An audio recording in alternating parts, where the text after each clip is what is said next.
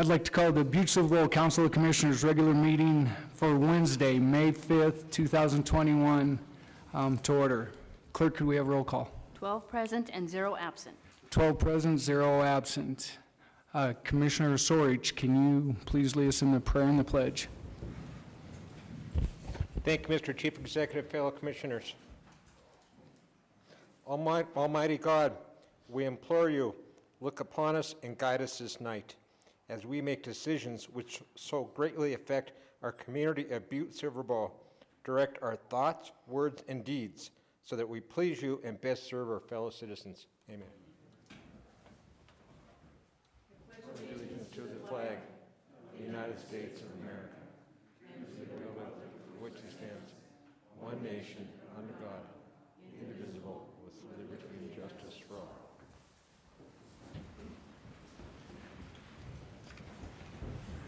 Thank you. We will move to the approval of the minutes. Commissioner Shaw. Thank you, Mr. Chief Executive. At this time, I move to approve the minutes that occurred on April 21st, 2021's regular meeting. Second. We have a motion and a second. Anything on the question? Could commissioners please vote?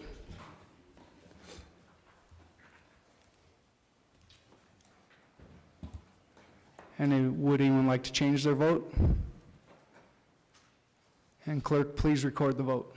12 yea and 0 nay. 12 yea, 0 nay, motion passes. I don't believe we have any items not addressed on the agenda tonight, so I'll move on to the Chief Executive's report. The legislative session just ended last week, and I believe that, first off, I want to thank our local delegation for representing us so well in Helena. We followed very closely on things that were happening there, and I believe that that some good things are going to come out of it locally for us. Some of them are yet to be totally determined, but my chief of staff, Jim Cambage, followed closely. We were in constant communication with our local legislators, and I believe that, as I said, that we're going to see some things out of legislative sessions that are beneficial to Butte-Silver. There are also some things that may impacted us, especially through the health department and things that weren't so great. But overall, I think as I said, we were represented very well, and there'll be more to come with that. With that, just with our local vaccinations, Butte-Silver is ranked number 2 in the state, something to be very proud of on our vaccinations with our local citizens.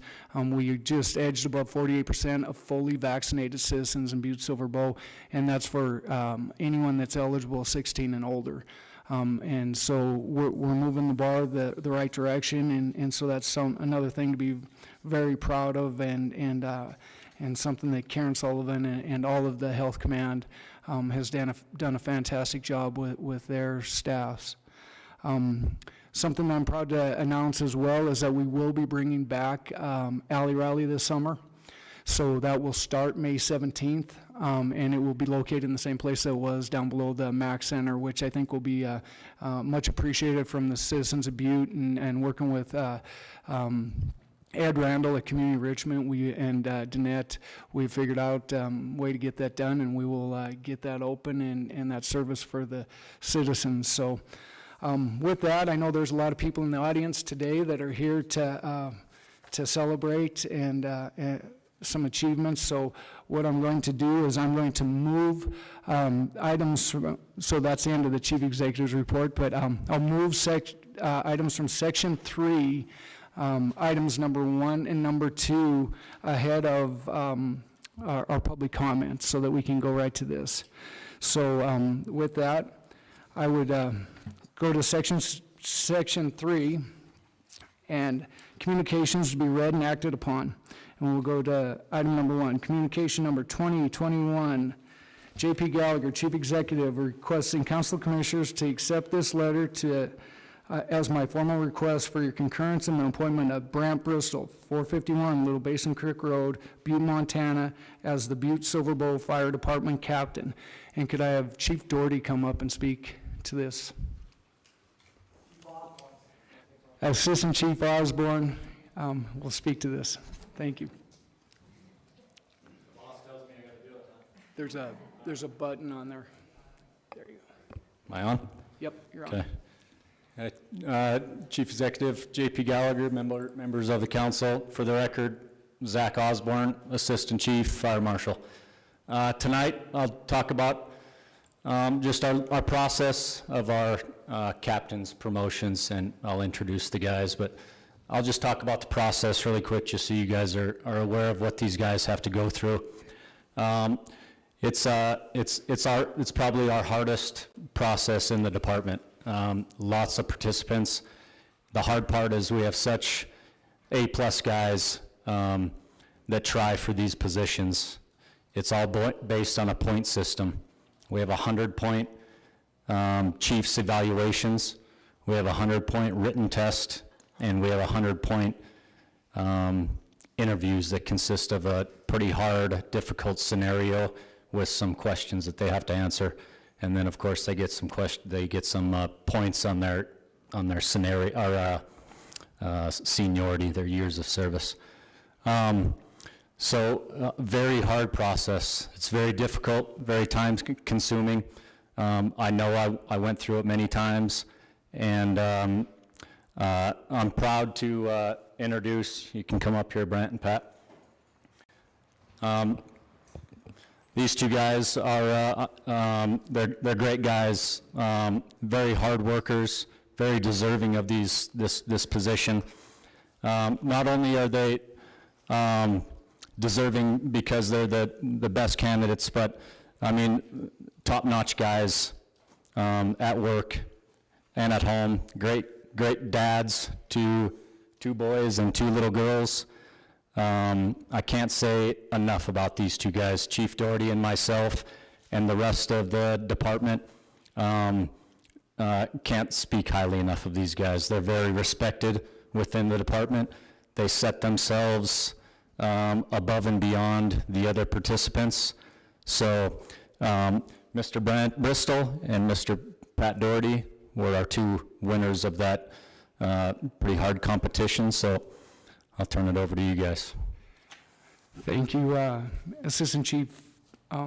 So with that, I'm remiss, I've got to announce Pat Doherty here, so I want to do the communication for him as well.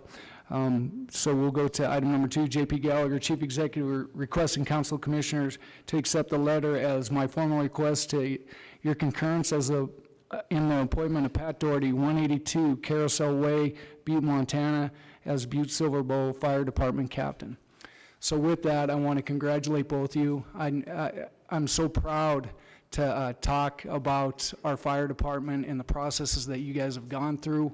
And as Assistant Chief Osborne has stated, it's a hard process, and there's such quality individuals in our fire department, and it makes me proud to be able to see the process that you guys go through to get there, and so congratulations to you. And with that, I'll take a motion.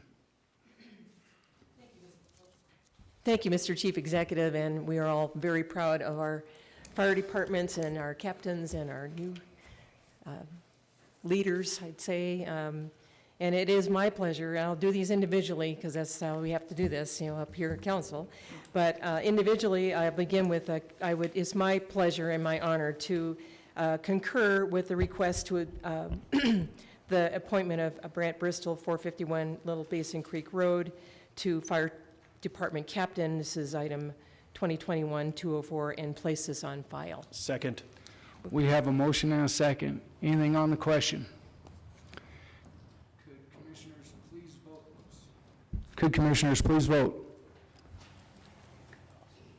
And clerk, could you please record the vote? 12 yea and 0 nay. 12 yea, 0 nay. Congratulations, Brant.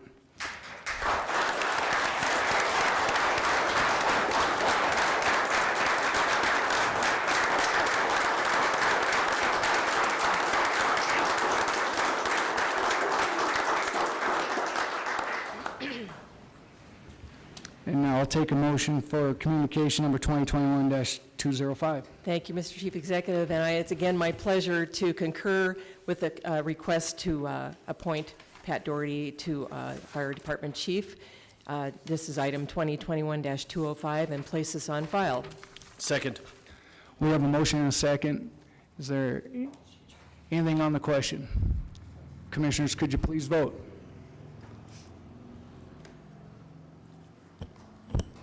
And clerk, could you please record the vote? 12 yea and 0 nay. 12 yeas, 0 nay. Once again, congratulations, Pat.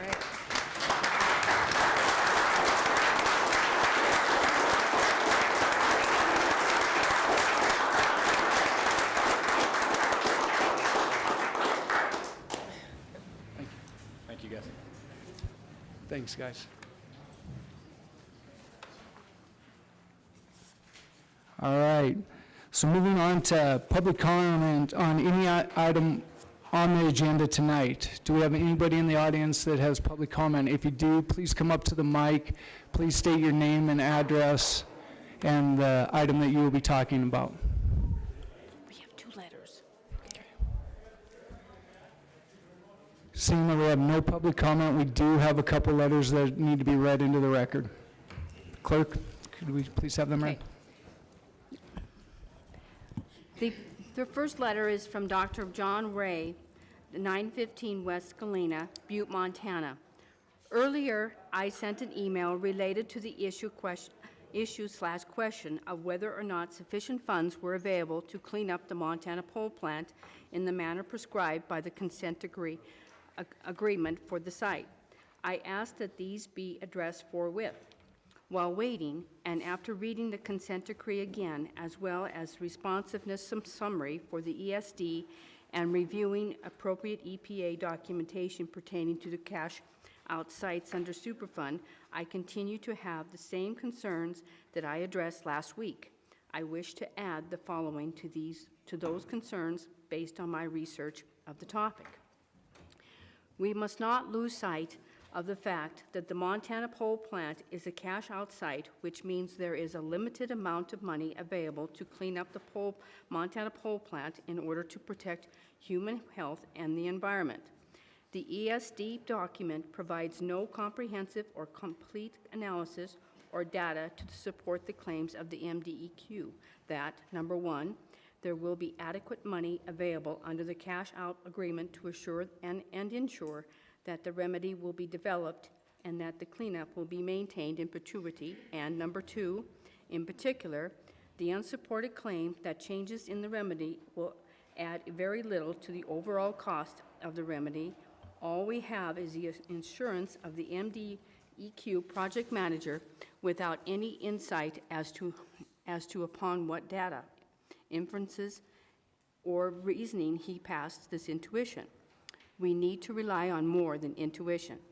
I would respectfully request that the MDEQ make available to the public all information and data pertaining to the cost estimates used in the formulation of the ESD for A, the construction of the CAMU and the maintenance of the CAMU in perpetuity, B, the cost of the altered remedy versus the cost estimate for the bioremediation protocol, C, the cost of the maintenance of the water treatment plant for the length of time required to fully implement the cleanup, D, a complete estimate of the funds that will be available pursuant to the cash-out settlement to accomplish the construction and maintenance of the CAMU for the length of time required to fully implement the cleanup, E, an estimate of the cost of removing the contaminants found under the interstate running through the pole plant, which has contamination that must be remedied.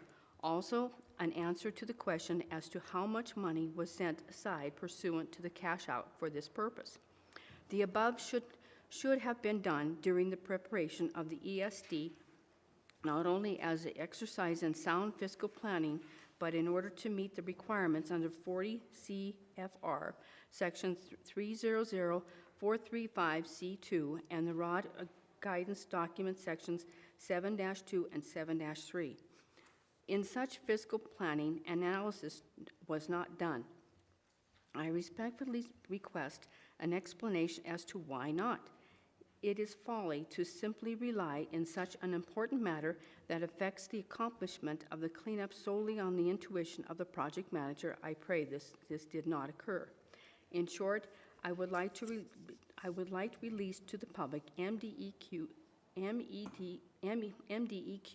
detailed cost estimates. If also repeat my request that we be informed as to what is the legal status of the assurances of the MDEQ project manager. Does it have legal force? Is it legally binding? We would like to know, I repeat. Also, can increased costs of cleanup be addressed by simple ESD? What protection does the ESD provide for underestimated costs?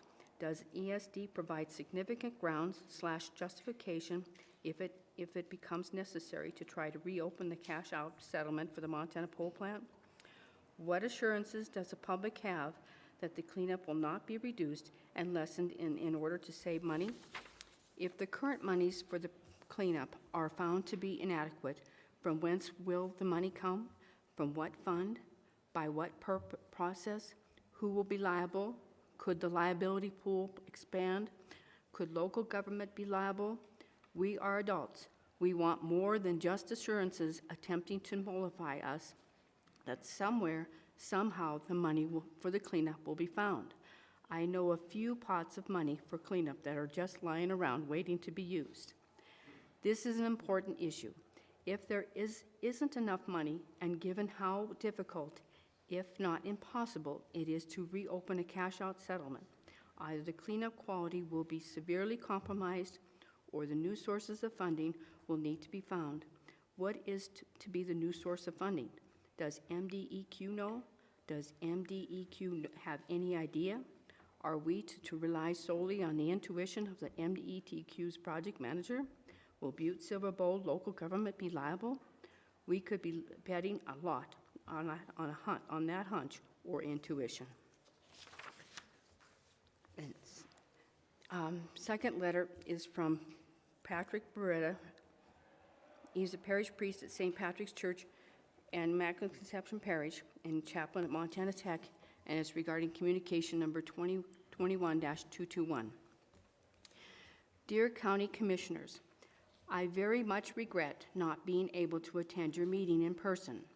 I have always understood my role to be a servant of our community.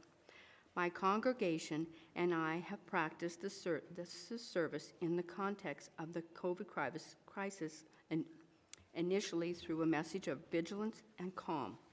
Then we emphatically offered very social support for all the public measures of our health department. Then we transitioned into providing a large number of volunteers to assist the very successful vaccination clinics. It is now urgent, in my opinion, to pivot toward the effort of motivating enough people to get vaccinated in order to achieve community immunity. The substantial offer of a very generous donor to match the proposed Butte-Silver Bowl funding affords us incomparable opportunities to attain quickly the necessary levels of immunity. Conceptually, I am an ardent proponent of partnership. Government, foundations, corporations, and communities of faith all make irreplaceable contributions, but what we can accomplish together vastly surpasses the individual capability of each entity. I have considerable confidence in the sophistication, innovation, effectiveness, and positive tone of the upcoming messaging campaign. The additional prize incentives, though, will reach a younger and more hesitant population, less receptive to message alone. In addition, I have the comfort of realizing that the prize recipients will spend most of the money locally, further energizing our economic recovery. Without any reservations, I enthusiastically support the plan of Mr. John Gallagher, our Chief Executive. I view his strategy as a form of service and a trailblazing formula to successfully rid of the pandemic perils, the community we all love dearly. Yours very truly. Larry. Thank you. Tonight, we'll ask if there are any calls, but I want to let commissioners know and the public know that this will be the last night that we accept calls in to the commissioner meetings. We did this in response to the COVID pandemic, but it hasn't been a normal process of council meetings. So after tonight, call-ins will not be accepted during the council meetings. Yeah, and we haven't had any for quite some time as well. So just take that layer away and just go back to normal processes here at the council meeting. So I wanted people to know that. But with that, do we have any calls tonight? No calls. Okay. All right. Moving on. So we will move to section 1, bid openings, public hearings, and/or presentations. We do have a public hearing tonight, and so we have communication number 2020-188, Dylan Pippin, Assistant Planning Director, requesting Council Commissioners authorization to schedule a public hearing on May 5th, 2021, to hear public comment on zone change application number 182. County Attorney Joyce, do we have proof of publication? Mr. Chief Executive, we do have proof of publication, and it does appear to be in order. Thank you, County Attorney Joyce.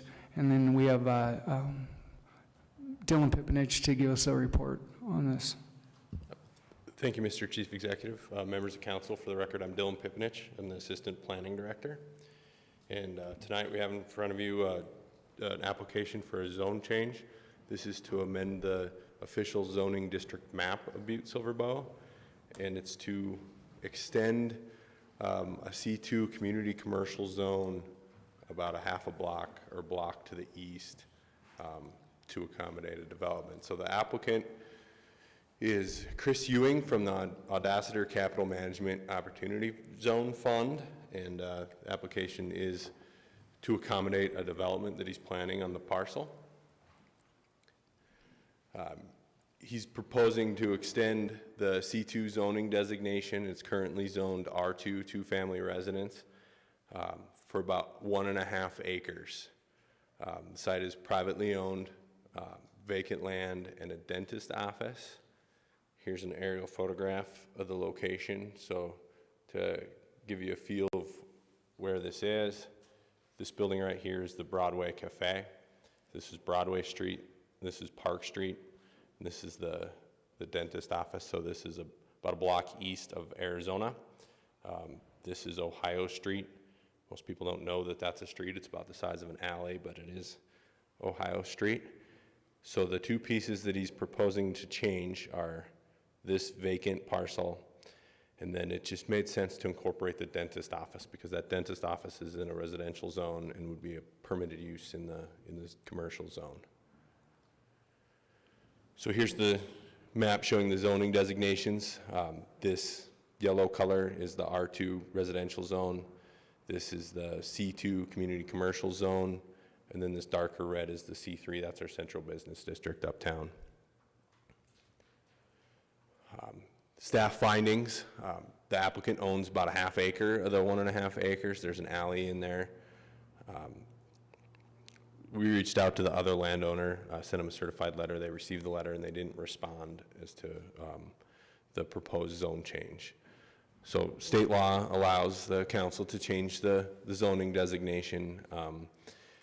If someone were to protest, there'd have to be 25% or more of the landowners in the area or within 100 feet of the area to protest, and then it would take a 2/3 vote of the council. I'm just mentioning that since that other landowner didn't respond to the request. Then there's 14 criteria outlined in state law for a zone change.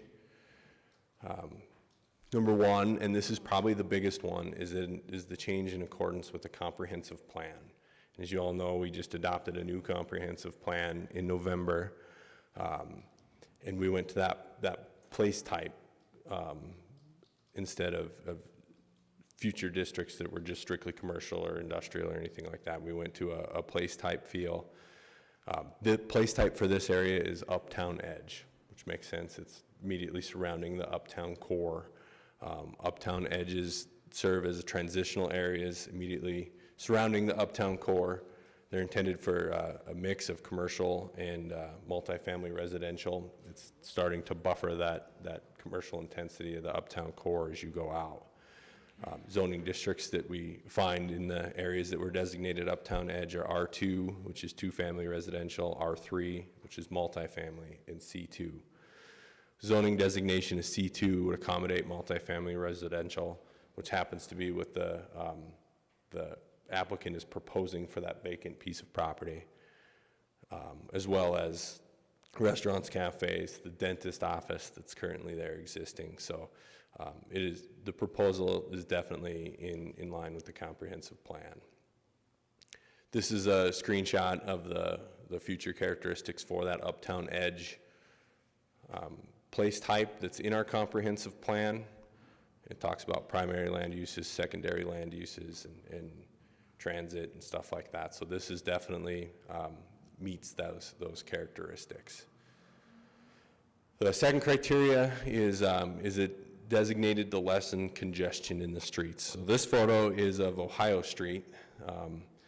It's about the size of an alley. It basically serves the purpose of an alley. It is a street, and this is the only street in the area that isn't to public works standards for commercial traffic.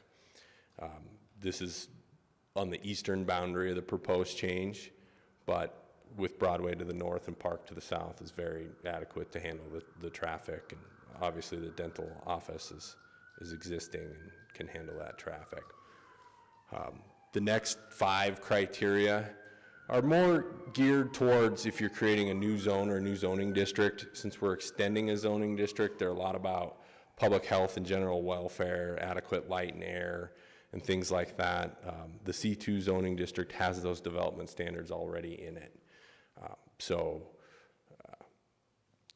Those development standards like stormwater control, stormwater retention, health and general welfare, adequate air, density standards and all that, those are already existing in that C2 zone. So since they're not really proposing a new zoning designation, these criteria are covered.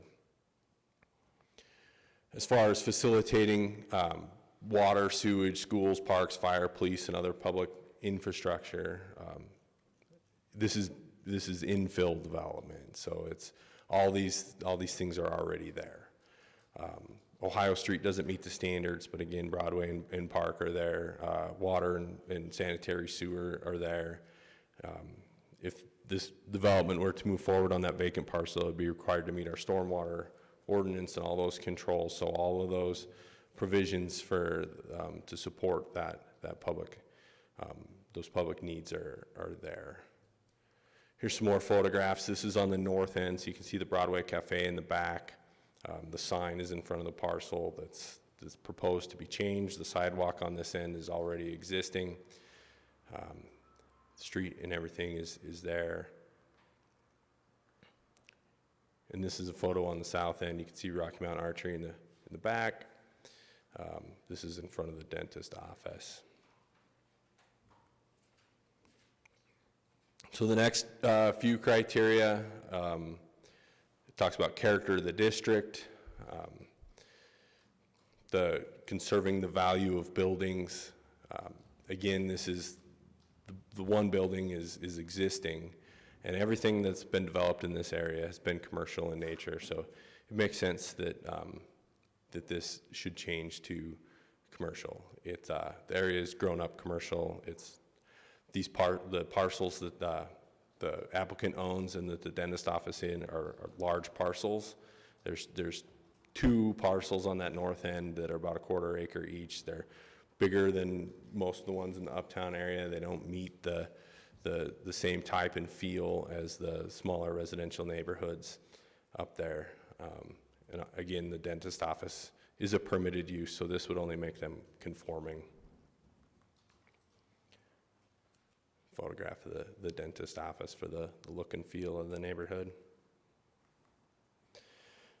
And then the last 3 are, will the new zoning encourage the most appropriate use of land? Does it correct a mistake or an oversight that's in the original zoning? Or will the new zoning better reflect the current situation in the area or the neighborhood? Since the original zoning was adopted, things have changed. And that's kind of what we're seeing here is it's in compliance with the comprehensive plan. It meets the future land use goals of the area. And staff doesn't believe it corrects a mistake, but this area has just grown up more commercially. The east end of Park Street, a lot of those businesses, Wet, and those professional offices, those are all in a residential zone. They're allowed by special use permit, but there hasn't been any residential development in the area for quite some time, and it's growing up commercial. So this will correct that. So in conclusion, the planning board, the process for this is the applicant goes to the planning board. They have a public hearing at the planning board level. Planning board makes a recommendation to council.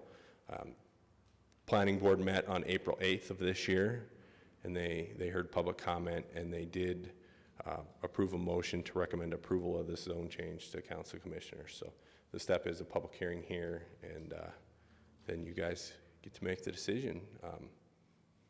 So with that, I would welcome any questions that you may have, or have any clarifications. Thanks, Dylan. Commissioner Shaw.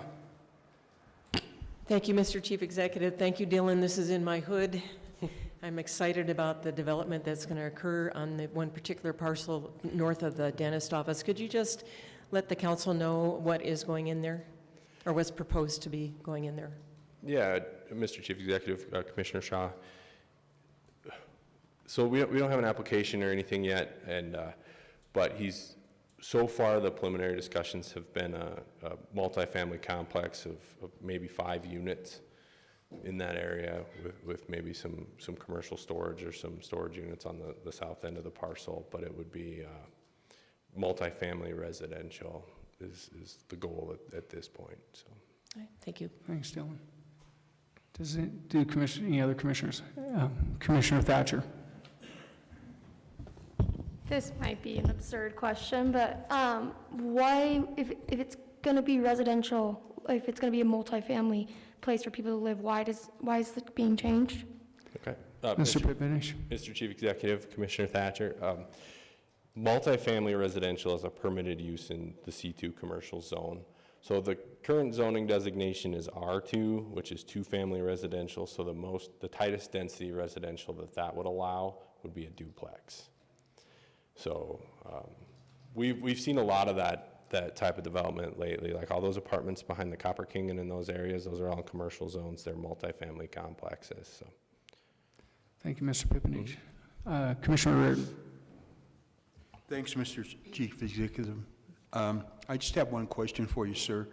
Is basically the way I see it is we're getting kind of a mix of businesses here and that, and I'm just wondering where a particular business, I pass by it every day, is Tom Repel's shop with the equipment and that has in there. Is this going to affect his business as far as this new zoning, or are we going to go a different route to absorb him, or is he already good? Thanks, Commissioner Reardon. Mr. Pipinich. Mr. Chief Executive, Commissioner Reardon, I believe he's already in that commercial zone. This would only affect the 2 parcels that I mentioned, that vacant lot and the dentist office. Thank you. Thank you, Mr. Pipinich. Commissioner Mankins. Thank you, Chief Executive Gallagher. I was just seeing that throughout the process that you went through and different things with your planning, is there going to be design standards for that, or is that something that's hooked with that application if they are going to go forward with these family housing, so to speak? Commissioner Mankins. Mr. Pipinich. Mr. Chief Executive, Commissioner Mankins, the proposal is to extend the current zoning district to the C2, which does not have design standards. Adding design standards to the zoning ordinance would take a more comprehensive overhaul of that ordinance. So with this proposal, he would fall in just the same commercial zoning standards as what's next door. Most of Harrison Avenue is C2, so there's landscaping requirements, parking requirements, but as far as building materials or design standards, that is not currently in that zoning district. Thank you, Mr. Pipinich. And I believe Director Burns is able to maybe add a little bit of information to this project. Thank you, Mr. Chief Executive and members of council. I just wanted to say that this particular project is on the board meeting of our East Butte RRA tomorrow morning. They are requesting grant funds from that district, and so they have gone through design review with historic preservation for this project, and it was passed unanimously by historic preservation. Thank you, Director Burns. Commissioner Sorge. Thank you, Mr. Chief Executive. You know, this is kind of outside of the preview of the report, but is that the East Butte RRA or is that URA? Excuse me, Commissioner Sorge, members of council, Mr. Chief Executive, it is the East Butte RRA. Okay, thank you. Thank you, Director Burns. Any other questions of commissioners? Commissioner O'Neill. Thank you, Chief Executive. Just a comment, this developer too also has a couple other projects he's done that he's done well too, so I mean, he's got a pretty good plan, so cheers. Thank you, Commissioner O'Neill. Any other questions of commissioners? With that, I will open the public hearing. I will call for proponents. First call for proponents. Second call for proponents. Third and final call for proponents. Seeing none, we will move to opponents. First call for any opponents. Second call for any opponents. Third and final call for any opponents. We'll close the public hearing.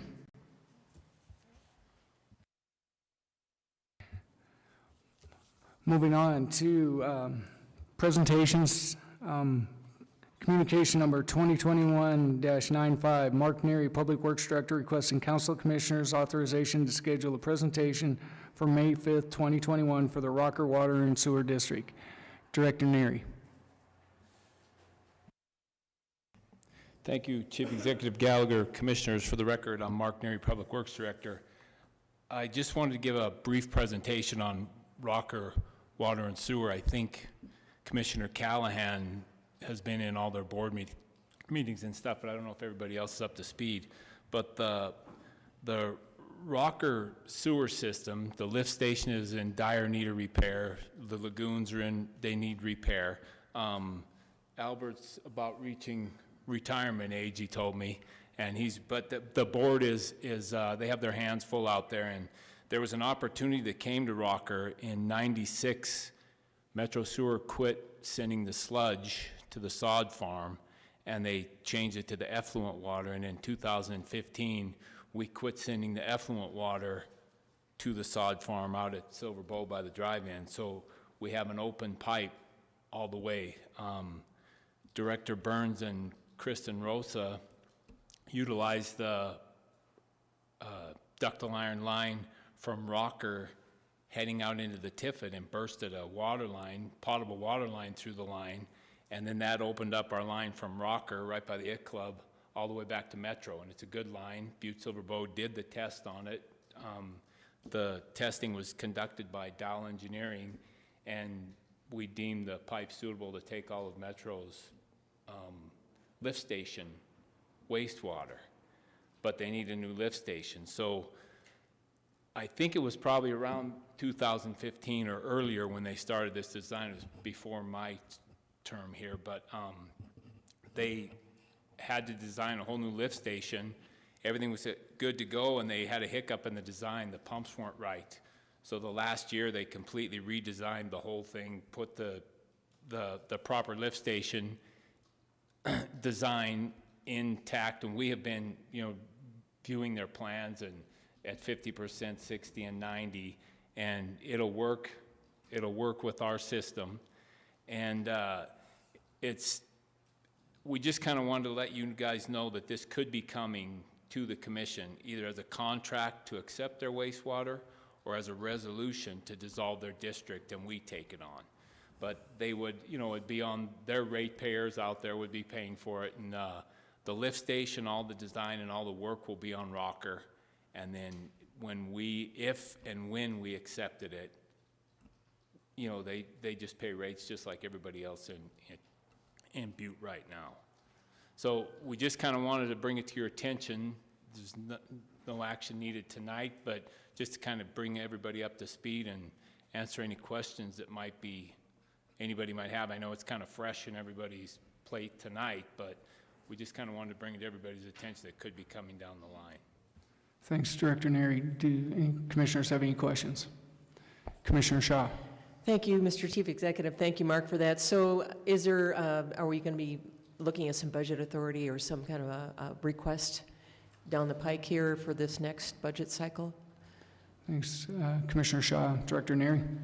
Thank you, Chief Executive Gallagher. Commissioner Shaw, as of right now, no. If the district dissolves, or when they dissolve, we might need to spend a little bit of money in engineering trying to figure out so we can get the documentation on who all's on the sewer system, and it's one district, it's sewer and water together, so we'd have to figure out where all the water shutoffs and everything are too, so, Okay. you know, but that wouldn't be until after we take over the district. Okay, thank you. Thank you, Director Neri.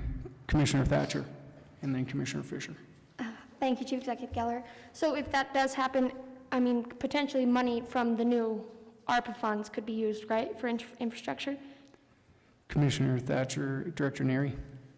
Once we get them, excuse me.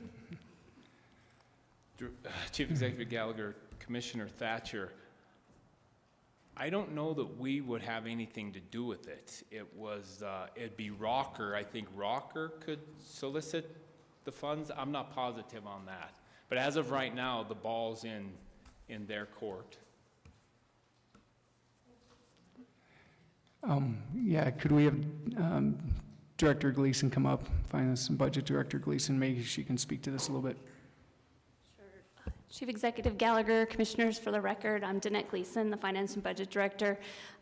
Commissioner Thatcher, to answer your question, we have been looking to assist the district as much as we can with some ideas. We've also sat in for a few years on some financing options and trying to help the district. They're Silver Bow County residents at the end of the day.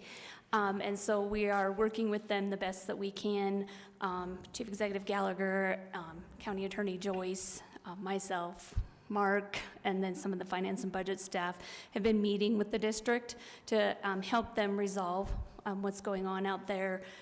ARPA funding could be a potential down the road, but we are also trying to work with them to figure out some other funding sources that might be available and some matching and leveraging. I think Chief Executive Gallagher's talked in great lengths about ARPA funding and leveraging our funding. And then also the district has done some of their own different rate-based changes out there. And so they have some funds available as well as have some cash in the bank. So we are working with them to try and mitigate. We definitely would not be putting any type of the infrastructure back on the current ratepayers. We would figure out and resolve that so that the ratepayers currently on the metro system or our Butte Water Division system would not cover those costs. It would be separate to the district, but hopefully very, very minimal impact at the end of the day for the Rocker Water and Sewer District too. So trying to keep things comparable and with all the rate bases. Thank you, Director Gleason. Thank you. Yeah, Commissioner Frederickson. Thank you, Chief Executive Gallagher. Thank you, Director Neri. We have a communication on here, communication number 2021-210, on wastewater line for the Rocker Water and Sewer District. How is this related? Thank you, Commissioner Frederickson. Director Neri. Chief Executive Gallagher, Commissioner Frederickson, the property where the lift station is now, some of it is on Butte-Silver Bow where they just needed an easement. It's no, you know, same as like running a utilities from it. I believe that's from Molly Maffei. Yeah, so that's all it is, just granting an easement where the line is. Thank you, Director Neri. Commissioner Callahan. Thank you, Chief Executive Gallagher. like Mark says, you know, these folks have been dealing with this for like 6 or 7 years. Albert and his group of people that work on the water board, you know, most of them are all volunteers. They've lost about 3/4 of them. They're down to about 2 or 3 people.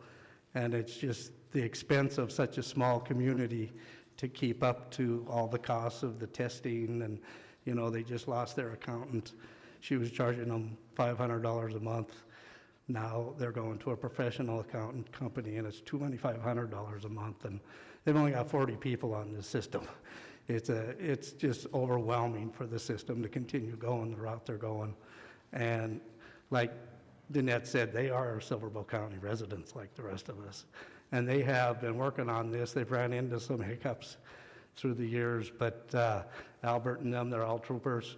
They've stuck with it. You know, they could have walked away from it and let the state take it over and figure out the mess from there, and these folks have battled through it. They've got to the point where they're at now. They've got all their financing.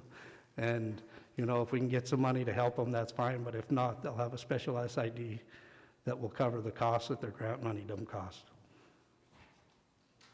Thank you, Commissioner Callahan. Any other commissioners have any? Commissioner Fisher. Thank you, Chief Executive Gallagher. Thank you, Director Neary. As you know, we've been talking about this for 2 or 3 years now, and it appears to me that you're getting a better handle on everything right now, and I do agree with Commissioner Callahan that you know, they're Silver Bow County residents and we need to do something out there, but I think as we proceed with this, we need current updates, what's going on, and Budget Director Gleason and I have spoke about this in the past, but as you know, and most of us know, I think Commissioner Callahan knows pretty well that this is more of a complex thing than we're meeting tonight, so I look forward to future visits and see what we got to do to make this right, so thank you for your input. Thanks, Commissioner Fisher. Commissioner Reardon? Okay, all right. Any other questions? All right, thank you, Director Neary. Thank you. Thank you, Director Gleason as well. All right, moving on to another presentation, communication number 2021-214, Paul Babb, Northwestern Energy Community Relations Manager, requesting Council of Commissioners concurrence to give a presentation on May 5th, regular agenda for the meter upgrade project that will be taking place in our community. Mr. Babb. Your microphone's not on. It'll turn red. There you go. Okay. Sorry about that. Things have changed since I've been here. It was, we were back in the dinosaurs. As Commissioner Shaw pointed out, my hair has changed a little bit too, so thank you. Mr. Chief Executive, members of council, my name is Paul Babb. I'm the Community Relations Manager for Northwestern Energy. I also have Rick Edwards, who is our Director of Community Connections. He's here with me tonight. What I wanted to do is, and maybe some of you have already received a mailer today, but about 3 weeks ago I met with the Chief Executive. We've got we're doing automated meters, and we're going to be changing those out starting in July. And so we've got a new meter project that's going on. It'll be a 3-year project that'll be going across the state. We already started in Missoula, and what we want to do is make sure that leaders like yourself, if you have any of our customers that are asking questions, that we can give you the information so that you can direct them to the right place. So what we want to do is introduce this to you tonight. I did give you a packet of information, and I won't go through this tonight, but this is something that you can take a look at your leisure. And if you do have any questions, my business card is in the packet, and so many of you have contacted me on other issues. Please feel free to either email me or give me a call. But what we want to do is we want to make sure that the community is aware of the project that we have moving forward. And so I want to give you a little history on our meters. If you step back in time, we used to have a meter reader that would come to our houses and read our electric and gas meters. And then about 20 years ago, in Butte and across our service territory, we replaced the meters with automated meter reading. And so if you've seen Northwestern Energy trucks, they drive around, and there's a way that we can read that meter remotely with the unit that's in the truck. It's very similar to what you use for your water meters. So that's what we did 20 years ago. Now with the evolution of technology, we're going to advanced metering infrastructure. And really what that means is we're going to be installing 13 antennas throughout our community, and we'll be able to, the meters that we are installing will be able to communicate with our system. So we'll be able to read those meters without having a truck go around. So it's an evolution of where we're going. So we want to make sure that we're giving our community and our customers enough notice so if they have questions, they can get those answered. So 60 days out, this mailing and the brochure that is in your packet, the customers are starting to receive those. And by chance, I received mine today. So people that are going to have their meters replaced will get the brochure. We're starting out with our electric meters, and anybody that has electric and gas service with us, that's going to be phase 1 of the project. If somebody just has the gas meter or the electric meter, then we'll be coming back to do those at a later time, and then we'll be out in the rural areas in phase 3. So this will be a three-year project, and across Montana we'll be changing out 590,000 meters. So it's a big project. Everybody's on board. We started in Missoula, and it's started off really well. Now we'll be moving to Butte and Whitehall in July. In the packet, you'll also see there's a fact sheet that just kind of goes through an FAQ. So these are some of the questions that we know that customers have been asking, and so we put together this FAQ. The other thing that will happen is when we are going to show up to replace that electric meter, there'll be a postcard that'll be sent to the customer so that they know that we'll be showing up to replace that meter. And then once we're at the house, we're going to, the company that we've contracted with will knock on the door to let them know that we're going to be replacing the meter. If they're not there, there'll be a door hanger that'll let them know that once the work is done, it's been completed. I can tell you our team has been fielding calls and emails, and we really haven't had that many questions that have come in. And the reason that we haven't is because we're getting the information out to our customers. So what does this mean for our customers? This means that we'll be able to improve and make sure that our reliability is better. We want to make sure that we're delivering safe and reliable electricity, but as technology changes, we need to change with that technology. Helps us that in a lot of instances, we can tell if there's, we can make sure that we're not having outages that are unplanned. So we can tell in a lot of instances through this infrastructure and through these meters and through what we're doing with our technicians and make sure that we limit those amount of outages. The other thing that it's going to help us do is we're not going to have our trucks that are going to be driving around. So we will be able to do that without having our guys go out and have to read those meters in the neighborhoods. And then the other thing that we'll do is we'll be able to read these meters 3 times a day. So it's going to help with the accuracy of making sure that when people are using the energy that we're doing it in the most accurate way. And then if you'll look on the back of this sheet, this kind of gives you an overview of what are some of the positives and some of the questions that we know that customers are going to be asking. Rick, is there anything that you'd like to add to that? So I know that it's a lot of information just to give to you, tonight, but I would encourage you to please read it. If you have questions, let me know. We do have, our team is dedicated to make sure that we answer our customers' questions. If you're getting any questions, please direct them to me or to Rick, or they'll have on the information that they have our customer service number. Thank you, Paul. All right, does anybody have any questions? Commissioner Shea. Thank you, Mr. Chief Executive. Thank you, Paul, for the great presentation. My only question is, how long does it take for an electric and gas combination meter to be changed out? What does the service disruption look like for the household for that day? When Mr. Chief Executive, Commissioner Shea, it will be done in the same day. So when they come, one of the things they're going to do is is they're going to notify the customer so they'll know that we'll be there, and then they'll change it out in the same day. If there are any issues with the meter, we'll make sure that they, if we need to come back, we'll let the customer know that. But if the customer isn't home, we will have the door hanger that lets them know that the work is complete. We'll be doing all of the electric meters first, and then when we come back, the electric meter will be completely changed out. The gas meter will be changing out the module, so we won't be changing out the entire meter. Mr. Babb, and I'm not sure if the question too was, when they're changing it that day, is there disruption? Do they shut off power? Do they shut off gas during that time of changing out that meter? There will be a brief disruption in service. Commissioner Fisher. Thank you, Chief Executive Gallagher. Thank you, Paul Babb. I appreciate the information. So, like a lot of these houses are old houses.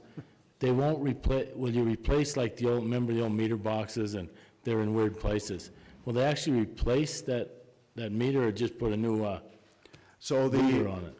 Mr. Chief Executive, Commissioner Fisher, the electric meter will be completely replaced, and so we'll be putting in a new meter.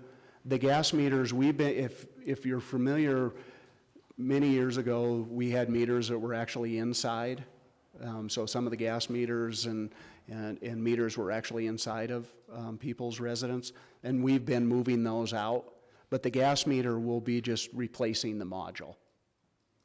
But they will get a new electric meter. And the other thing from a safety standpoint is we're always doing we do leak detection, so we know that the gas is safe. But this will be nice when we have the technicians that are out there. If there's anything with an electric meter, that's something that we'll pick up on. If there's anything with a gas meter, we'll pick up on that too. Thank you, Paul. Commissioner Sorge. All right, looks like it was answered. Any other questions? All right. Thank you. Thanks, Paul. Mr. Chief Executive, members of council, thank you very much. Okay, moving on to section 2, consent agenda. Committee reports A1 through 4 and communications B1 through 16. Do we have any friendly amendments or segregations? Commissioner Fisher. Thank you, Chief Executive Gallagher. I would like to segregate communication number 11, 2021-217. Thank you. Any other segregations? Commissioner Callahan. Thank you, Chief Executive. I would like to segregate communication 2021-216, please. Number 10. Thank you. Item 10. Item 10. Okay. Any other segregations? Seeing none? Oh, Commissioner Frederickson. Thank you, Chief Executive Gallagher. I would like to segregate communication number 2021-223, number 16. Okay. All right. Any other segregations? Seeing none, Commissioner Shaw. Thank you, Mr. Chief Executive. I would move to approve Section 2 consent agenda A1 through 4 and B1 through 16, with the exception of item 10, 2021-216, item 11, 2021-217, and item 16, 2021-223. Do I hear a second? We have a motion and a second. Anything on the question? Could commissioners please vote?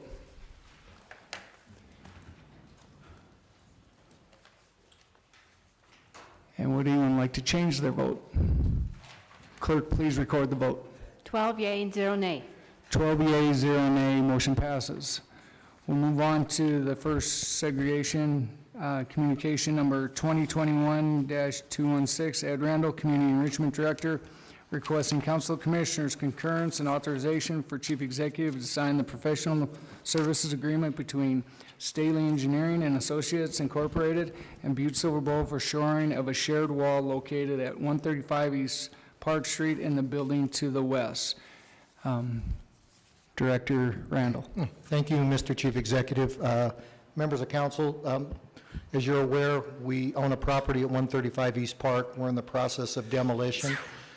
We've had a couple setbacks. We've met with the owners on both sides of the building that we own. During the demolition, we found that we had a shared wall. As you're aware, we hired WET engineering firm to go in first. They did decide that there was a shared wall on the west side of our building that shares with the Rescue Missions thrift store. They didn't have that type of expertise to decide how to either shore it up or what we needed to do. So I asked Director Neary, the Public Works Director, if he could find us an engineer or a firm that could do this type of work. He did. That's the Staley Engineering and Associates.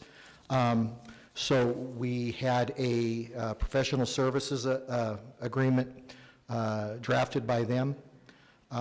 We went through it. We felt it was fair. It could be a little bit more clear, and I apologize for that. It won't exceed $4,000, the cost of this. We do have budget authority for it. Chairman Shaw contacted me Friday night to talk about this, which I appreciated. And so we're just ready to move forward.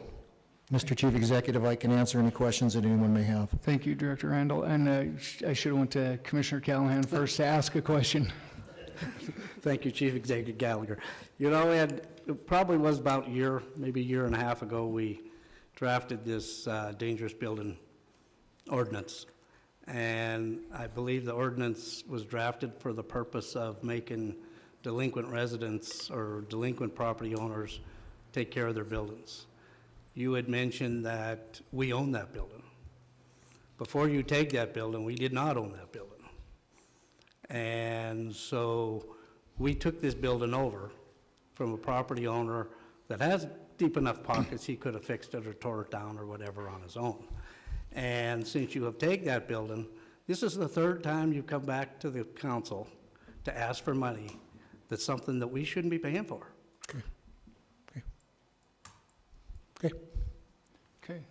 Do you have a Mr. question on that? Okay. Mr. Chief Executive, Director sorry, Randall. I forgot you. Commissioner Callahan. First of all, I'm not asking for money. I'm not doing that, so let's clear that up. And it's obvious that we didn't own it before we owned it. I mean, that makes sense, you know.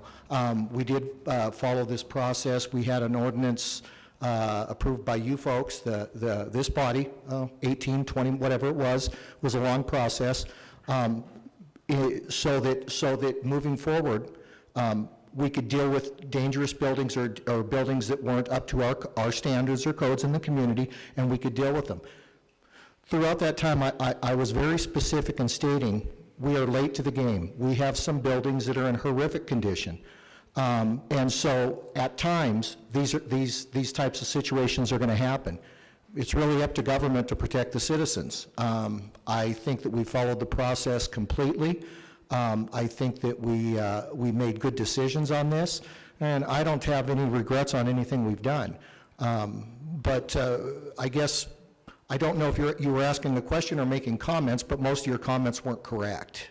So if you have a question for me, I'd be glad to answer it. We're not coming for money. We have budget authority, which I stated in my presentation. We've had budget authority the whole time, and I think that we're not dealing with owners that had funds, I believe, at the time to do this type of work. So we were in negotiations with this group for several months, trying to come up with an accommodation that would first and foremost protect our citizens. And I think that we've done that, and I'm proud of the work we've done. We're talking about $1,500 and $4,000, up to $4,000 for this engineering report that we'll get as soon as we can. So I think that with the roadblocks that we've found, which when we've done other buildings, we run into these things. These buildings are either shared walls that you can't see, or they've been built and kind of meshed together as they've been repaired throughout the years. So I'm very comfortable with where we're at. I'm not asking for any money. I'm asking for permission for the chief executive to sign this contract so we can move forward. Thank you. Thank you, Director Randall. Commissioner Callahan. Yes, yes, thank you, Chief Executive. Could you correct me on what I was incorrect on?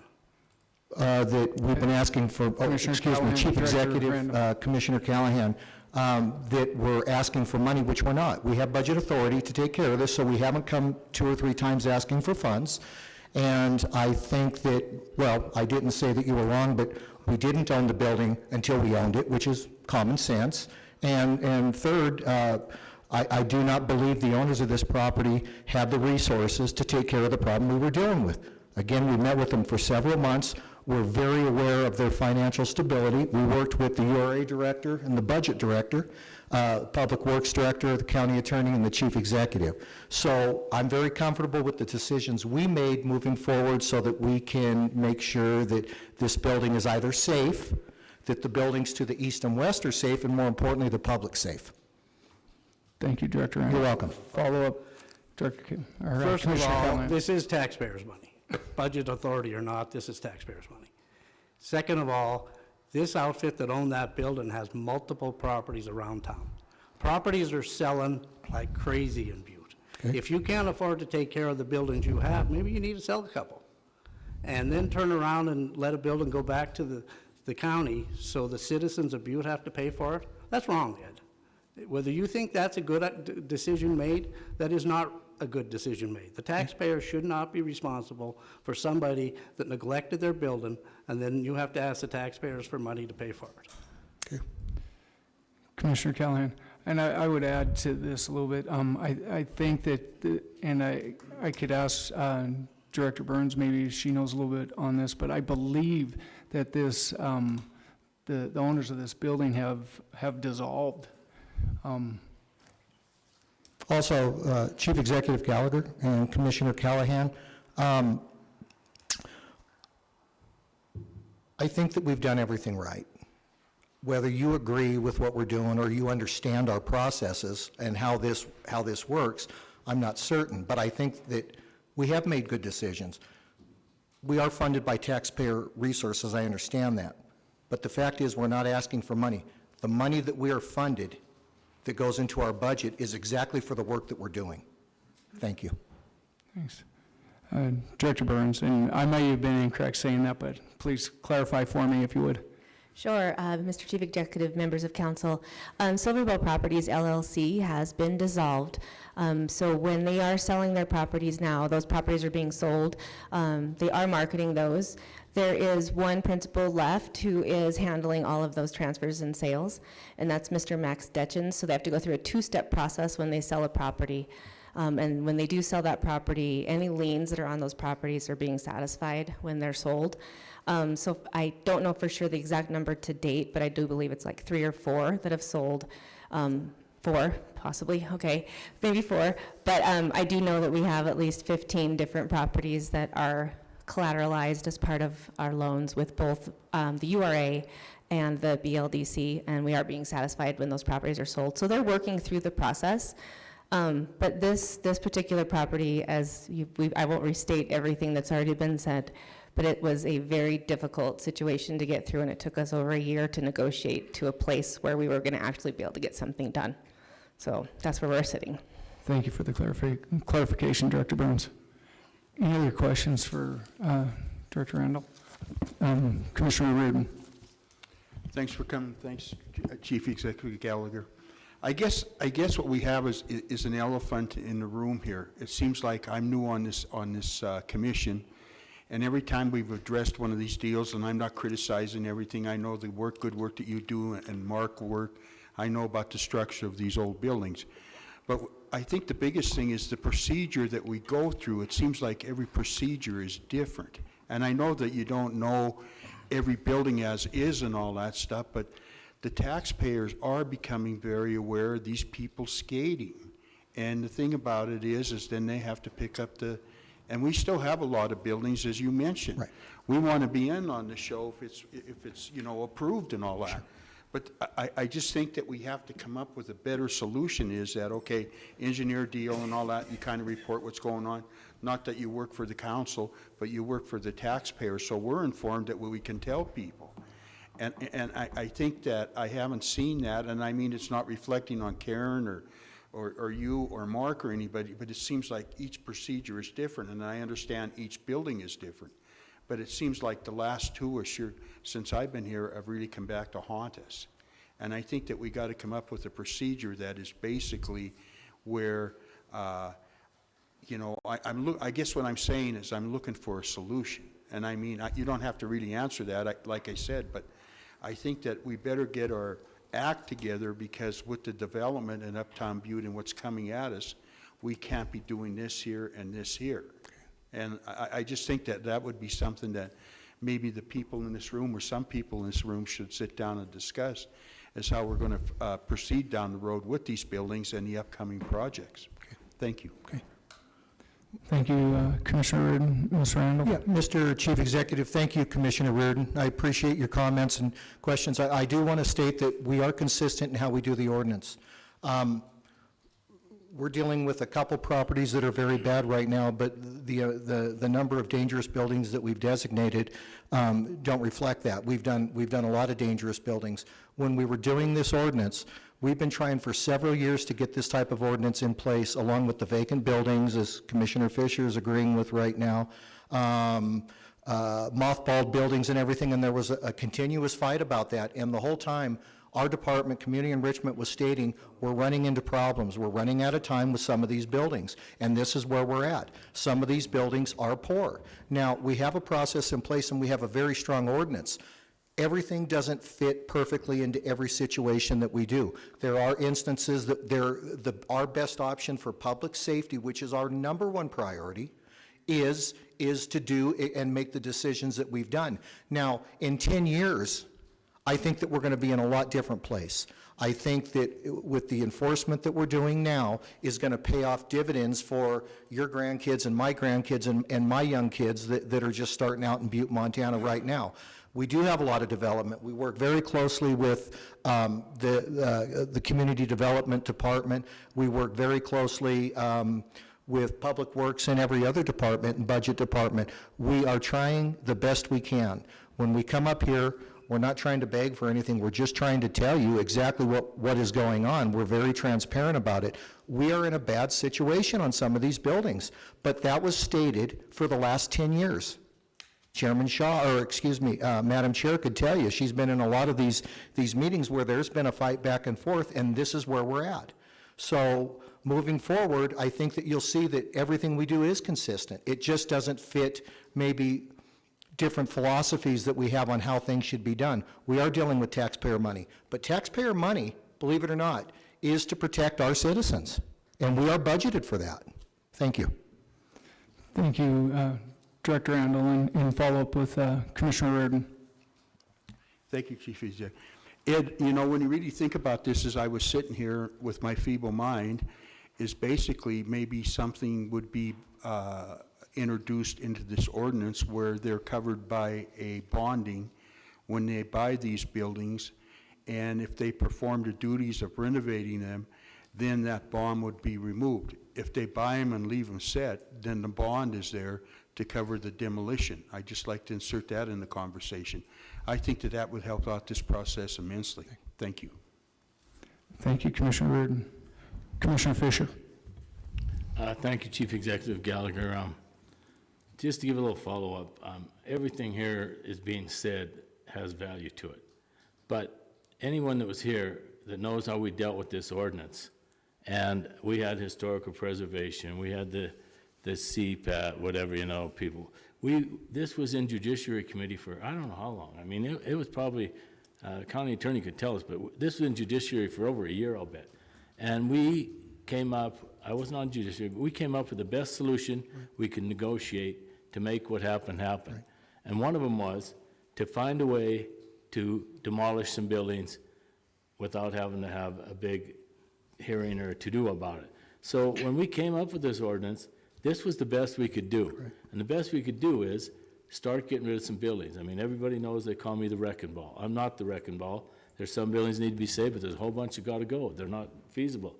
So the thing about it is we started on this building, and the first one we decided to do turns into a bad deal, because we got a wall. If we tear down the wall, the St. Vincent de Paul building or the Mission building, it's going to cave in. They started at the back.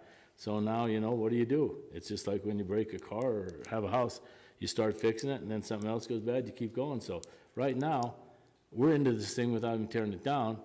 at least $5,000, you know, 3,500 plus 15 is $5,000. Well, it's another 70,000 to tear it down. So at this point, I can't see any point in not approving Communication 2021-216 and letting Chief Executive Gallagher sign the professional service agreement and get this darn building tore down. We've been kicking this can down the road long enough, and I think Commissioner Callahan had a lot of good points, and I understand what he's saying about the tax money and everything, but at this time, I would make a motion that we concur and place on file Communication 2021-216. Second. We have a motion and a second to concur and place on file. Commissioner Fortune. Do you think it'd be possible to get Staley to revise their estimate so it isn't so confusing and seem like we're paying $4,000 an hour? Commissioner Fortune, Director Randall. Thank you, Chief Executive Gallagher. Commissioner Fortune, as I stated, it could have been a little bit more clear. It's up to $4,000, but yes, we could. Thank you, Director Neary, or Director Randall. Commissioner Anderson. Microphones are tricking me today. My brain isn't working, so this question may not come out quite right, but if it needs clarification, I'll try to do so. This $4,000 that we'll be spending if we approve it, that's just for the engineering work to design a wall to fix what's going to happen. Is that correct? Commissioner Anderson, Director Randall. Thank you, Mr. Chief Executive. Commissioner Anderson, as it states in the letter, it's in my communication, we have asked Staley to provide a plan for temporary shoring of the shared wall and also a conceptual design for the replacement of the shared wall if necessary. So that's what we would be paying for. Okay, and so if we do need to shore up that wall, do we have any idea of what cost we're going to face with that? Because that's not included in this engineering estimate. It doesn't look like. This looks like it's a conceptual idea of a plan to get that shored up, but not build and put the wall up. Sure. Is that correct? Commissioner Anderson, Director Randall. Thank you, Mr. Chief Executive. Commissioner Anderson, you're correct. This would give us a, excuse me, and a plan and a cost estimate if we have to go that route. And then a follow-up, if I may. Follow-up. What are options depending on this cost? Because I imagine this cost could be fairly heavy to build it, and depending on what they find. I know how engineers work. It's like the mechanic. Someone brought up a mechanic point. You go in and bring a car in to get something done, and they find something else and find something else. What are contingencies if something like that does happen? What are options just to kind of keep this reflecting back on the savings for the taxpayer? Sure. Commissioner Anderson, Director Randall. Thank you, Mr. Chief Executive. Thank you for the question, Commissioner Anderson. It's a good question. We've been working with the owners of the building to the west of us, which is the thrift store for the rescue mission. Once we get the idea of what we need to do, the commission is going to be the first to hear about it. But more importantly, we have several different options. I mean, we can discuss what it may cost to the building to the west of us, if there's some shared costs there, what their plans are, what we want to do moving forward. So just to answer the question, I don't know that I can just answer for those folks what they may or may not want to do, or what we should do. I know that what we'll do is what's best for the community and what's most financially feasible. Thank you, Director Randall. One more follow-up with that is, Commissioner Anderson. If we're bringing this problem to them, because right now it doesn't seem to be a problem that the building's standing and they're secure and sound, but what we want to do with our building is going to affect their building. Are we not liable for what happens to their building in this process? Commissioner Anderson, Director Randall. Mr. Chief Executive, Commissioner Anderson, I would, you know, I'm not going to speak for the county attorney, but I would believe that if, you know, something were to happen, we probably have some liability, and if we damage their building, or if their damage has been damaged by our building, then we probably have liability. And these are all things that we're going to be able to have answered with an engineering report and a cost estimate to see exactly what direction we should go in, Commissioner. Thank you. Thank you. You're welcome. Dr. Thank Randall. you, sir. Commissioner Fortune.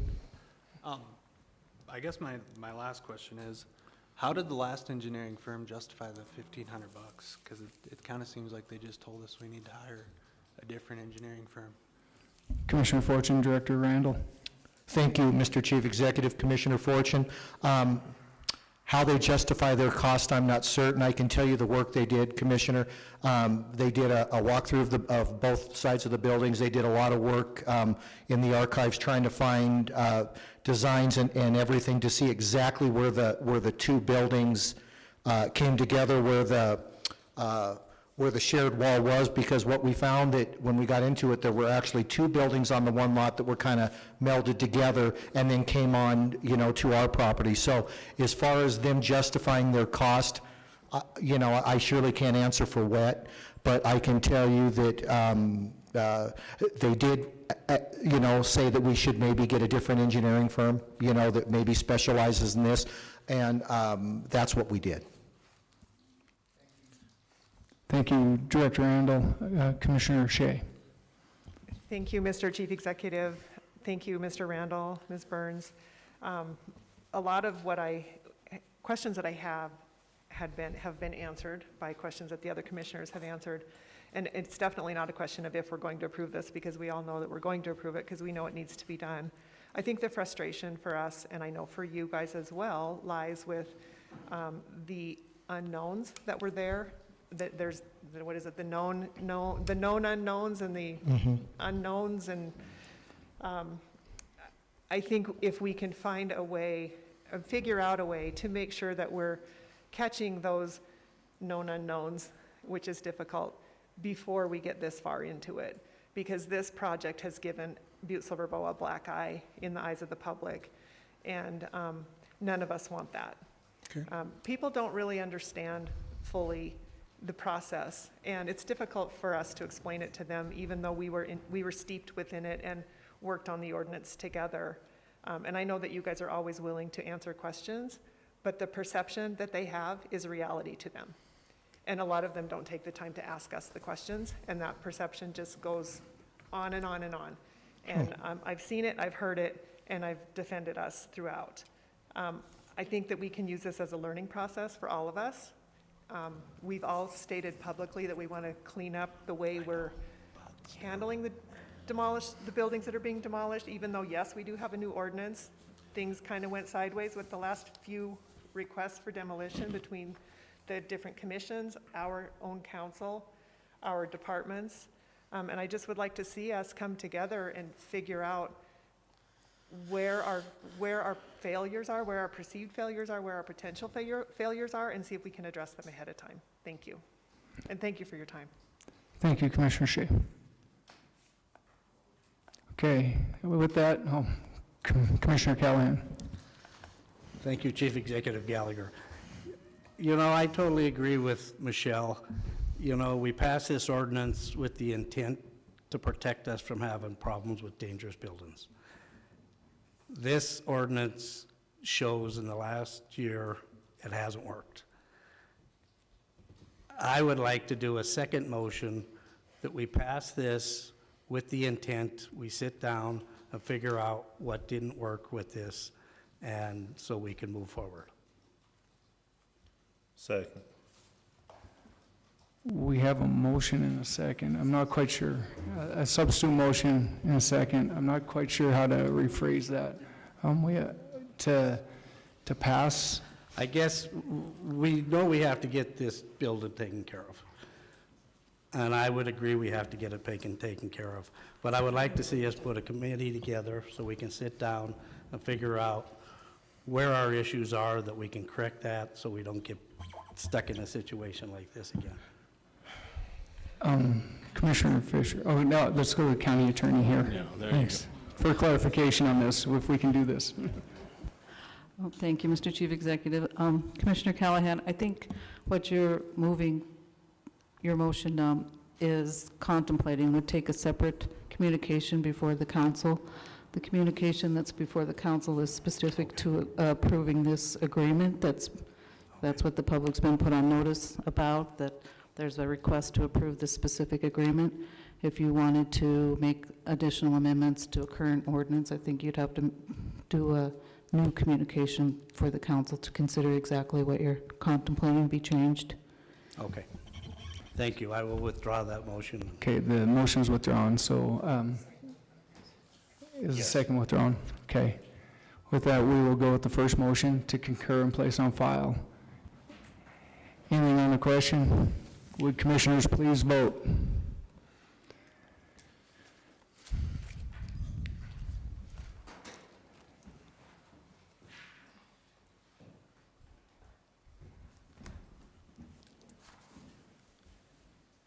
And would anyone like to change their vote? And clerk, please record the vote. We have 12 yea and 0 nay. 12 yea, 0 nay, motion passes.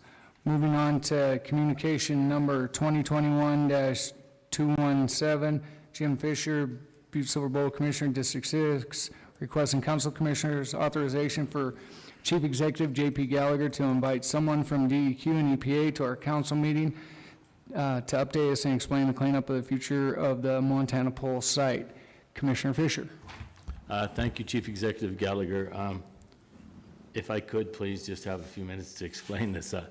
Anyone that don't know where the Montana Pole site is, just southwest of the Freeway Tavern there. There was a pole plant years ago. In 1962, which I know a lot of you are younger than that, but the interstate came through. 1590 interstate came through. At that time, Montana Pole was treating timbers there in ponds, old style. They'd drop them in the pond and they'd soak them, and then they'd take them out and dry them out and they'd sell them that way. Well, at that time it was called creosote. Now they call it propylene, or there's a big scientific name for it. So what happened was the pole plant in the years to come ended up being part of a Superfund cleanup site. Well, the pole plant is probably more dangerous than most of the Superfund sites in Butte because it has what's called dioxin in it. Dioxin is a major cancer-causing substance and very neurological to people's minds and stuff. So I lived in that neighborhood. I lived right between Interstate 1590 and the pole plant.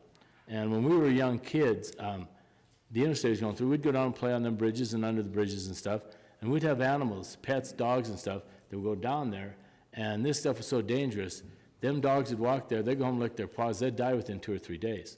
So that's part of the deal there, but this is a major site, and it's a buyout site. DEQ, Montana DEQ and the EPA have control of this site. It's a buyout site. My questions I'd like to have answered are not just what John Ray asked, but I'd like to know who, what, when, and where this agreement was made. Was it made in private? How did we get the $37 million? How did we come up with that amount? And, is that going to be enough money to clean the site? Well, years ago, they done a cleanup at that site. They dug down 14 feet, and they sifted off 22,000, 25,000 gallons of dioxin and propylene and all this, sucked it off of there, and then they buried that and put a liner in there. Well, the contractor on that job was excused from the job for lack of doing the job properly. So it was a failed cleanup then. Now we're going back now, and the DEQ's had meetings, video meetings. They've never come to any meeting with us, and we as council people really don't have a lot to say or do because it's the EPA and the DEQ, and that money's controlled by the governor of the state of Montana. So the thing about it is, I would like them to come here, visit us, and tell us what the plan is for cleanup.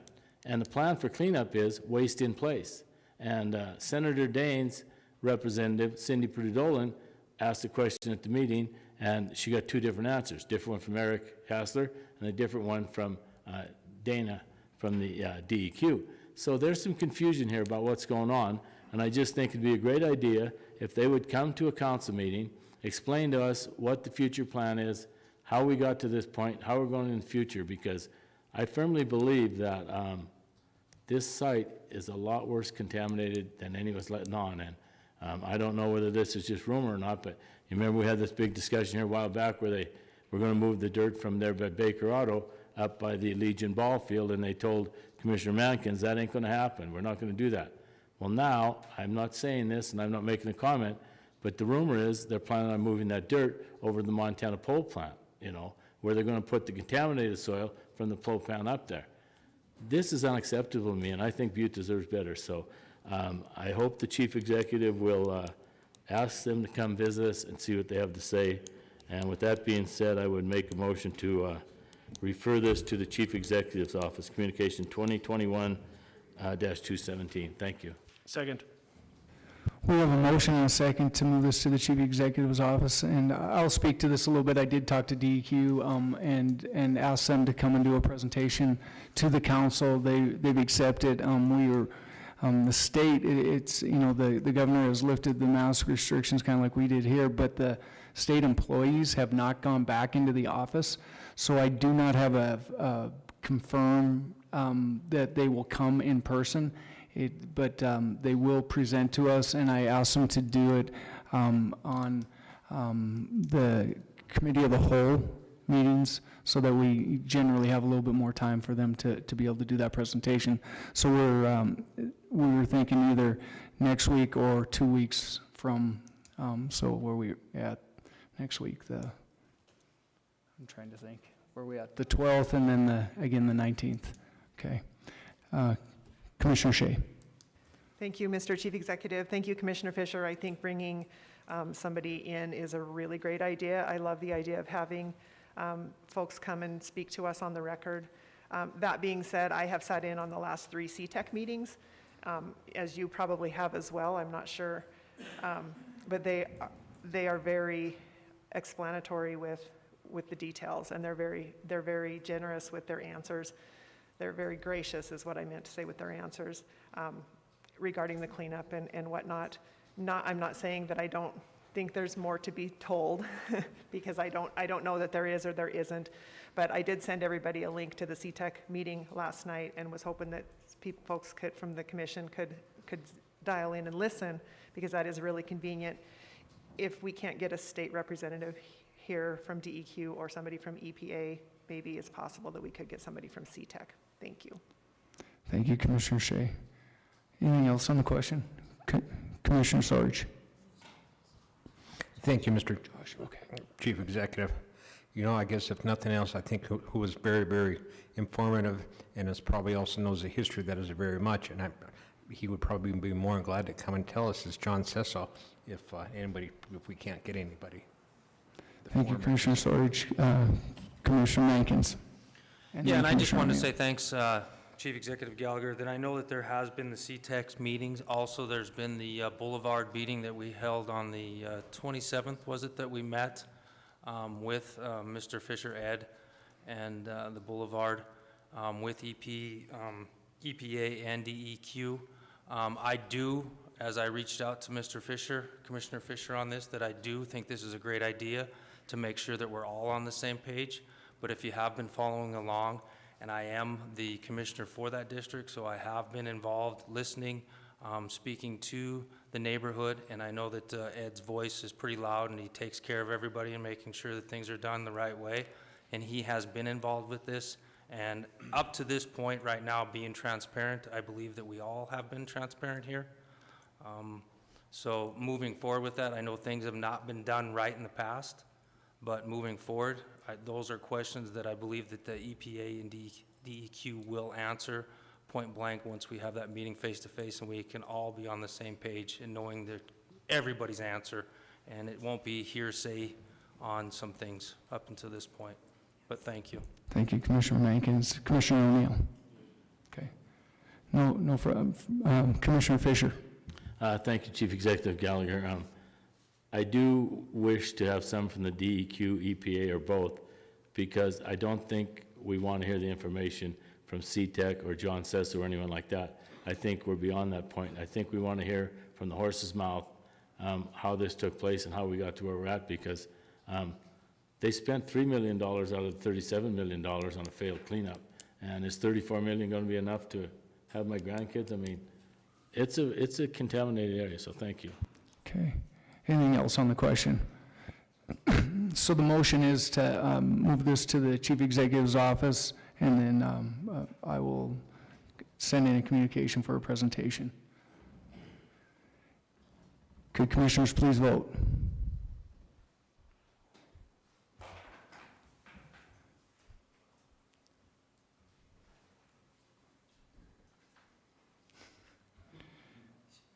Oh, and I just give a, could, it appears Commissioner Frederickson's not working, but could we have a clerk please record the vote with a thumbs up from Commissioner Frederickson? 12 yea, 0 nay. 12 yeas, 0 nay, motion passes. Moving on to communication number 16, which is communication number 2021-223. Karen Burns, Community Development Director, requesting Council Commissioners authorize for Chief Executive J.P. Gallagher to sign the Extension Amendment NAHN Development Agreement related to the construction of the Uptown Parking Garage. Commissioner Frederickson. Thank you, Chief Executive Gallagher. Thanks, Director Burns.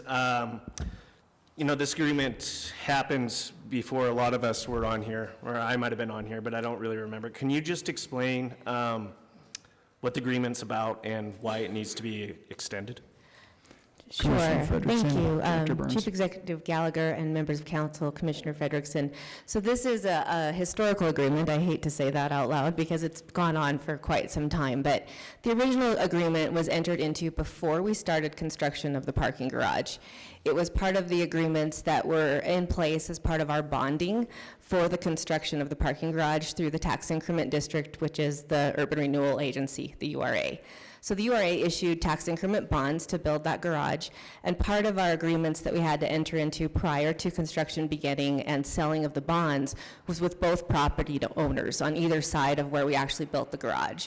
So we had a development agreement with Park West, which is the Euland family that owns the building to the east of the garage, and we had a development agreement with them. We also entered into a development agreement with the Phoenix Building National Affordable Housing Network, which is the building to the west. Part of that agreement, it's a very lengthy agreement. It's over 40 pages long, I believe. It laid out a bunch of steps, and I won't bore you with all of those details, but there was land transfers associated with this agreement. There was demolition of part of their building as part of this agreement. And the last part of the agreement was how we were compensating them for basically taking their property and then tearing it down. And so that compensation was amended in 2019 to better reflect how we were going to move ahead, but in detail in terms of like just the logistics of how the work was going to get done. But two parts of that agreement that still are remaining that have not been accomplished is improvements to the parking deck, which is actually a roof of the Galena Street side of the Phoenix building. So there is access from our garage onto this parking deck. They wanted to do certain things to that parking deck to enhance it for either parking and or green space or both. But they wanted to be in charge of those improvements. And so we set aside some funds as part of our development agreement of $350,000 for them to be able to do that work. That part of the agreement has not occurred. And the reasons why are very lengthy but detailed. I'll hit the high points. Then when they started into that work back in 2019, they were working with a structural engineer. The price of steel went through the roof because of the steel tariffs at the time. They looked at what they wanted to do in their design with their engineers, Morrison Merrily at the time, and they delayed their project. And their project would have kicked off last year in March of 2020. And I don't think I need to tell everybody what happened then. So they delayed it again. And so when we realized early this spring that the agreement was getting ready to expire again in June of 2021, we decided it was best to move ahead and ask for an extension, not change any of the terms of the agreement whatsoever, just a pure time extension of 18 months. And so that's what we're asking for tonight, is just, it's a pure time extension of the original agreement for 18 months till December 31st, of 2022. Thank you for the explanation. Any other commissioners have any questions? Commissioner Fortune. I guess my question is, how much money is the Butte-Silver going to give the Phoenix building in total? Commissioner Fortune, Director Burns. Thank you, Commissioner Fortune, Chief Executive Gallagher, and members of council. So this agreement was set at $350,000 back when we originally entered into it in 2016, I believe. And we have not changed that amount to date. Those funds come from the Urban Renewal District, the URA, and they've been designated from that district since the very first agreement was signed. Thanks, Director Burns. Follow-up, Commissioner Fortune. So does the sidewalks that happened last year, does that fall into this same agreement? Commissioner Fortune, Mr. Chief Executive, members of council, the sidewalks are covered in this agreement. They're a separate section of the agreement, but they are also covered in the agreement. Thank you, Director Burns. Follow-up, Commissioner Fortune. So my question is, because that was like 400,000, I mean, you're almost $1 million into this building, I guess. Where does it stop? Excuse me. Commissioner Fortune, Sorry. Director Burns. Commissioner Fortune, Chief Executive Gallagher, members of council. So the sidewalks were not 400,000, I can tell you that. But I also can say that the vaulted sidewalk work that's conducted at the Phoenix is run by their, they're the property owners. They're running the sidewalk project. They hire the individuals that perform the work, and we reimburse from the URA, and that's how it was set up in the development agreement to happen. Vaulted sidewalks in Uptown Butte are a part of a URA project that we often do at lots of different buildings, and our participation is usually 90%, 10% on the property owner. They negotiated in this agreement that they would perform that work we reimburse almost at 100% for that work, and this is all in compensation for the land and the building that we took from them, and it was agreed upon in 2016 by both the URA, our bond council, our council, and this council. So we're holding to that agreement. We're not changing anything. Thank you, Director Burns. Any other questions?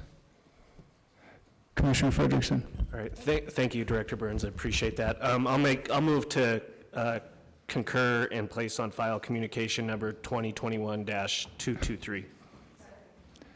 We have a motion and a second to concur and place on file. Anything on the question? Could commissioners please vote? I think you're going to have to do a thumbs up. Would anyone like to change their vote? And clerk, please record the vote with a thumbs up from Commissioner Frederickson. 11 yea and 1 nay. 11 yea, 1 nay. Motion passes. Moving on to section 3, communications to be read and acted upon. We already went through items number 1 and 2. Moving on to item number 3, communication number 2021-221.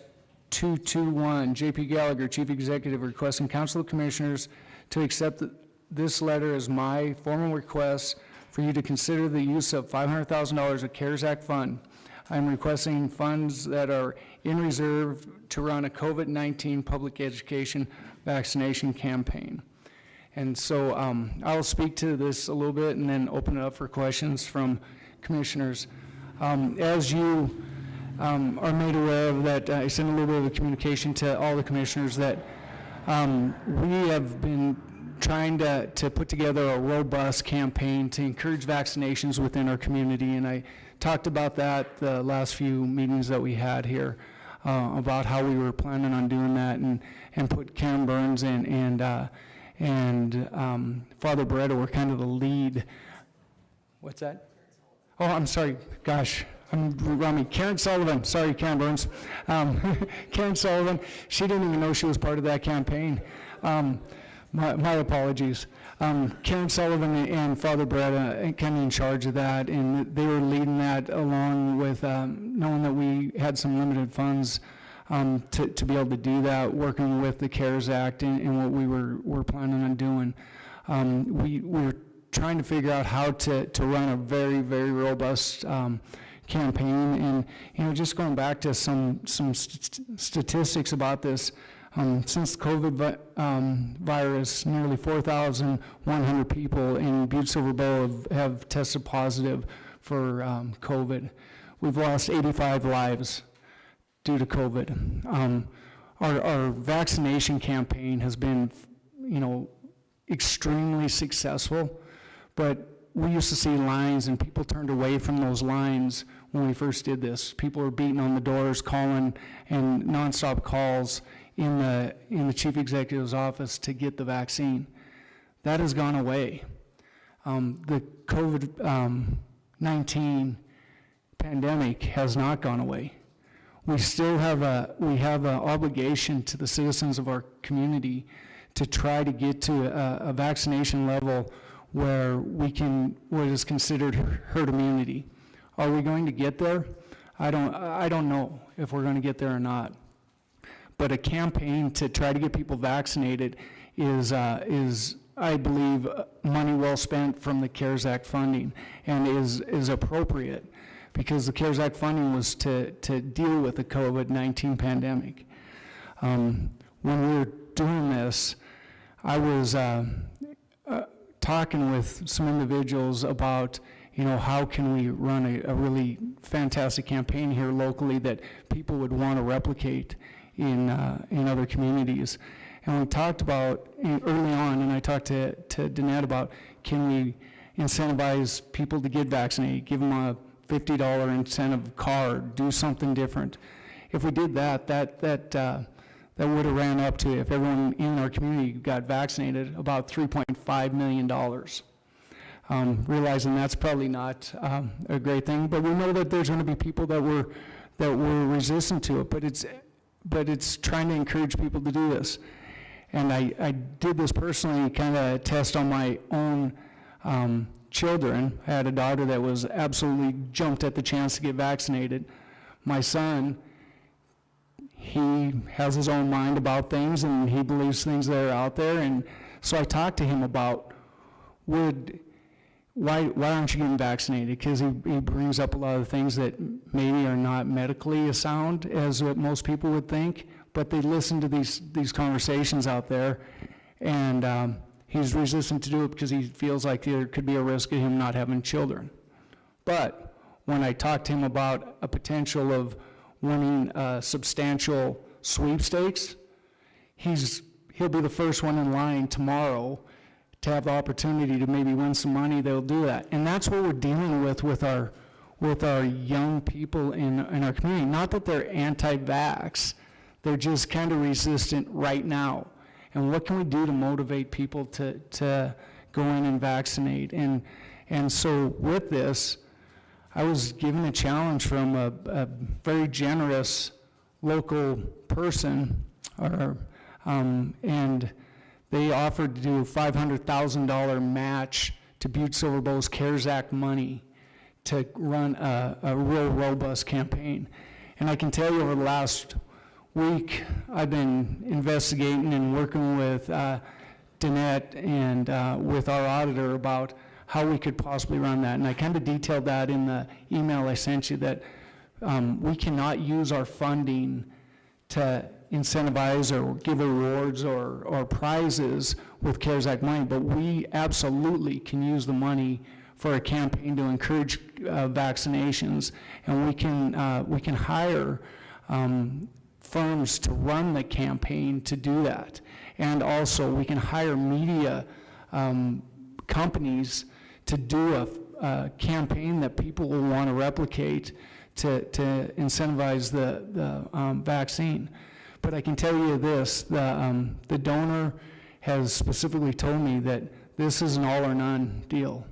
The $500,000, which I want the commissioners to understand, that $500,000 is going to go into Butte-Silver Bow citizens' hands.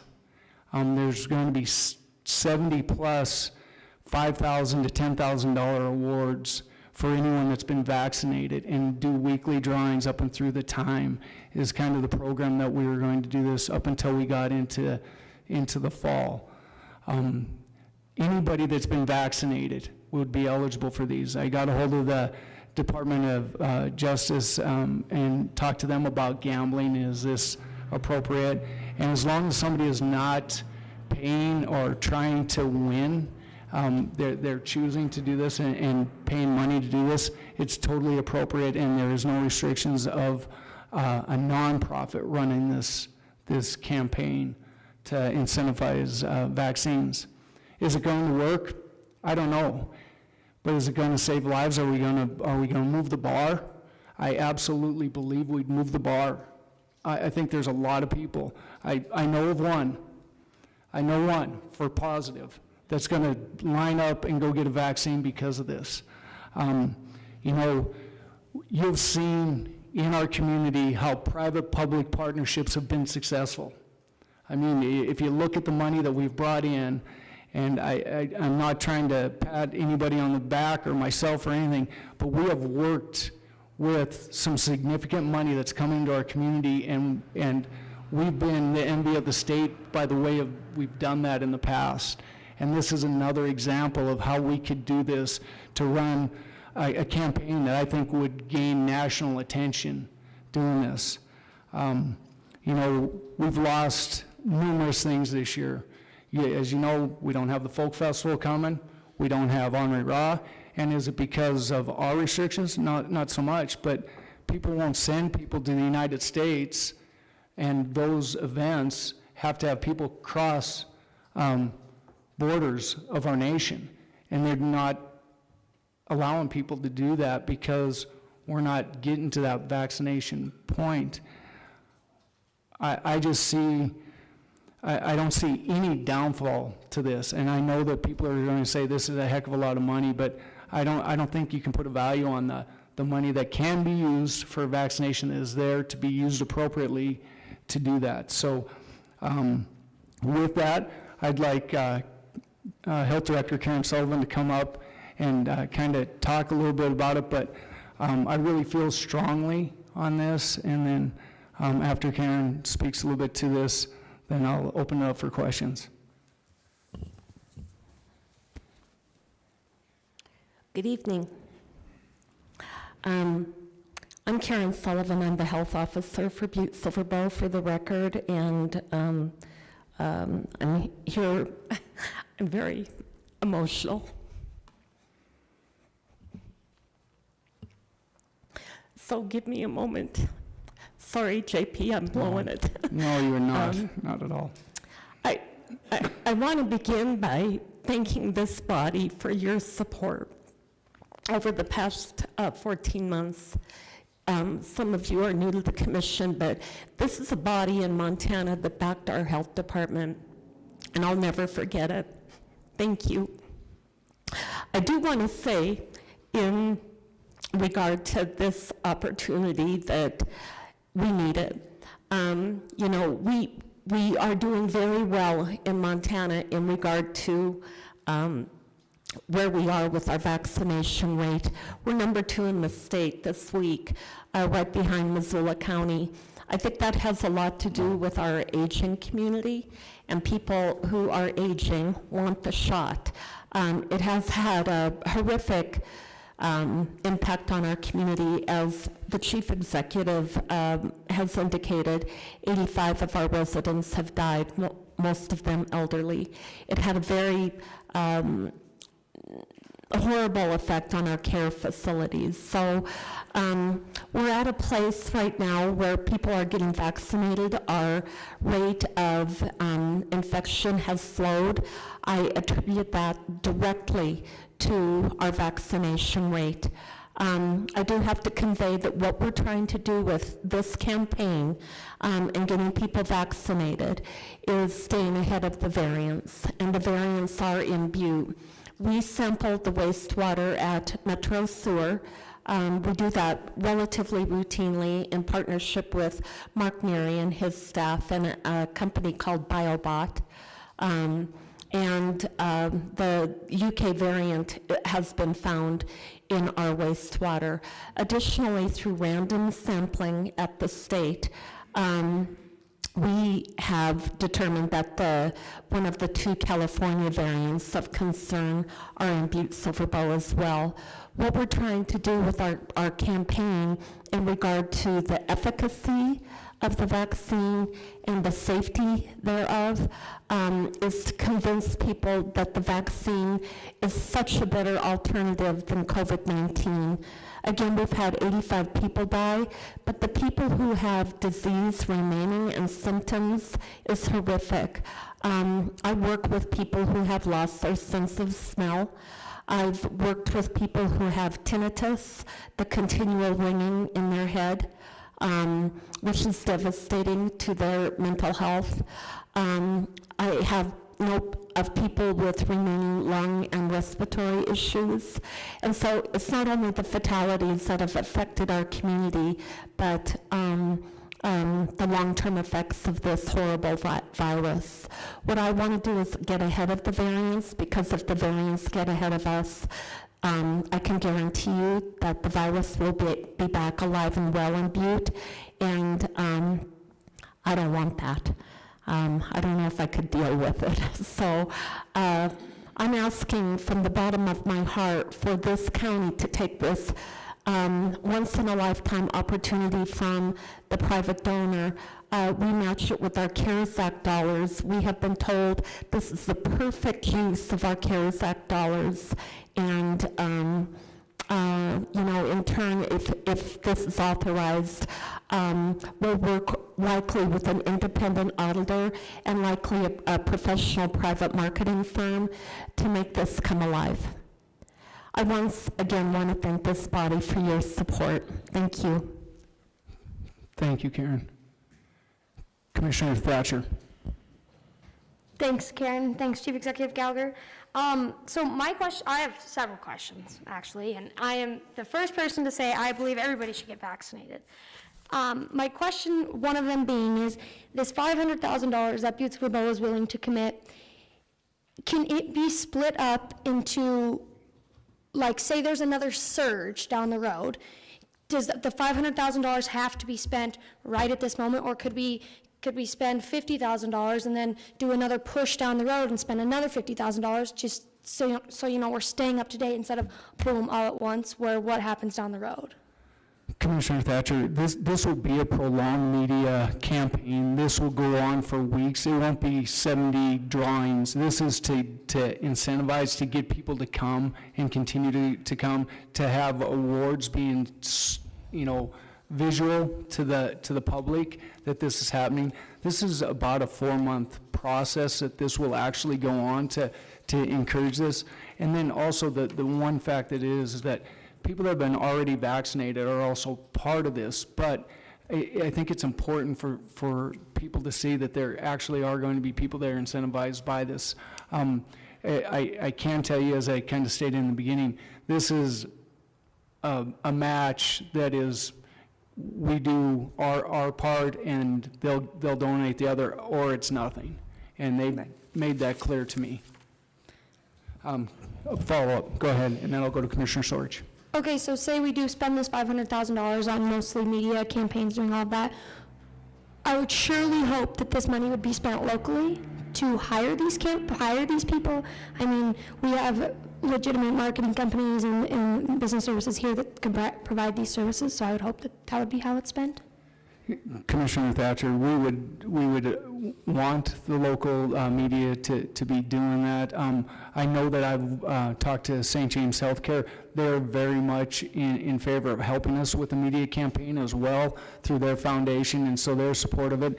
And that's part of this as well, is that we would encourage other businesses to jump in on this as well. And it is only going to be Butte-Silver citizens getting this money. Now, I can't say that every dollar that could be won is going to be spent in Butte, but the money will be brought in locally. So you're talking $1 million influx of our money to run the campaign, and then $500,000 from the private donor.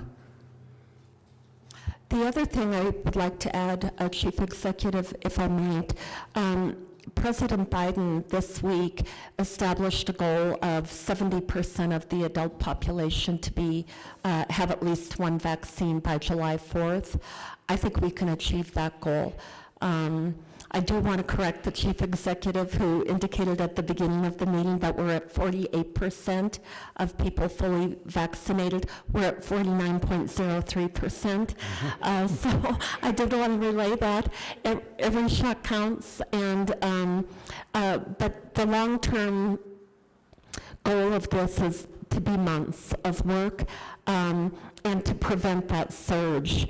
And so what we want to talk about, in addition to the safety and efficacy of the vaccine, is that, being vaccinated, there is a small percentage of people who still get COVID, but you're not hospitalized, nor do you die from it. And so we want to talk about the realities of all of that. Thank you. Commissioner Sorge. Thank you, Mr. Chief Executive. You know, I want to say that the Health Department, the Butte-Silver Bowl staff, our former Chief Executive, our new Chief Executive, they've worked extremely hard at this. You know, it's an unprecedented times that nobody has really seen before. There's parts of this I struggle with, though.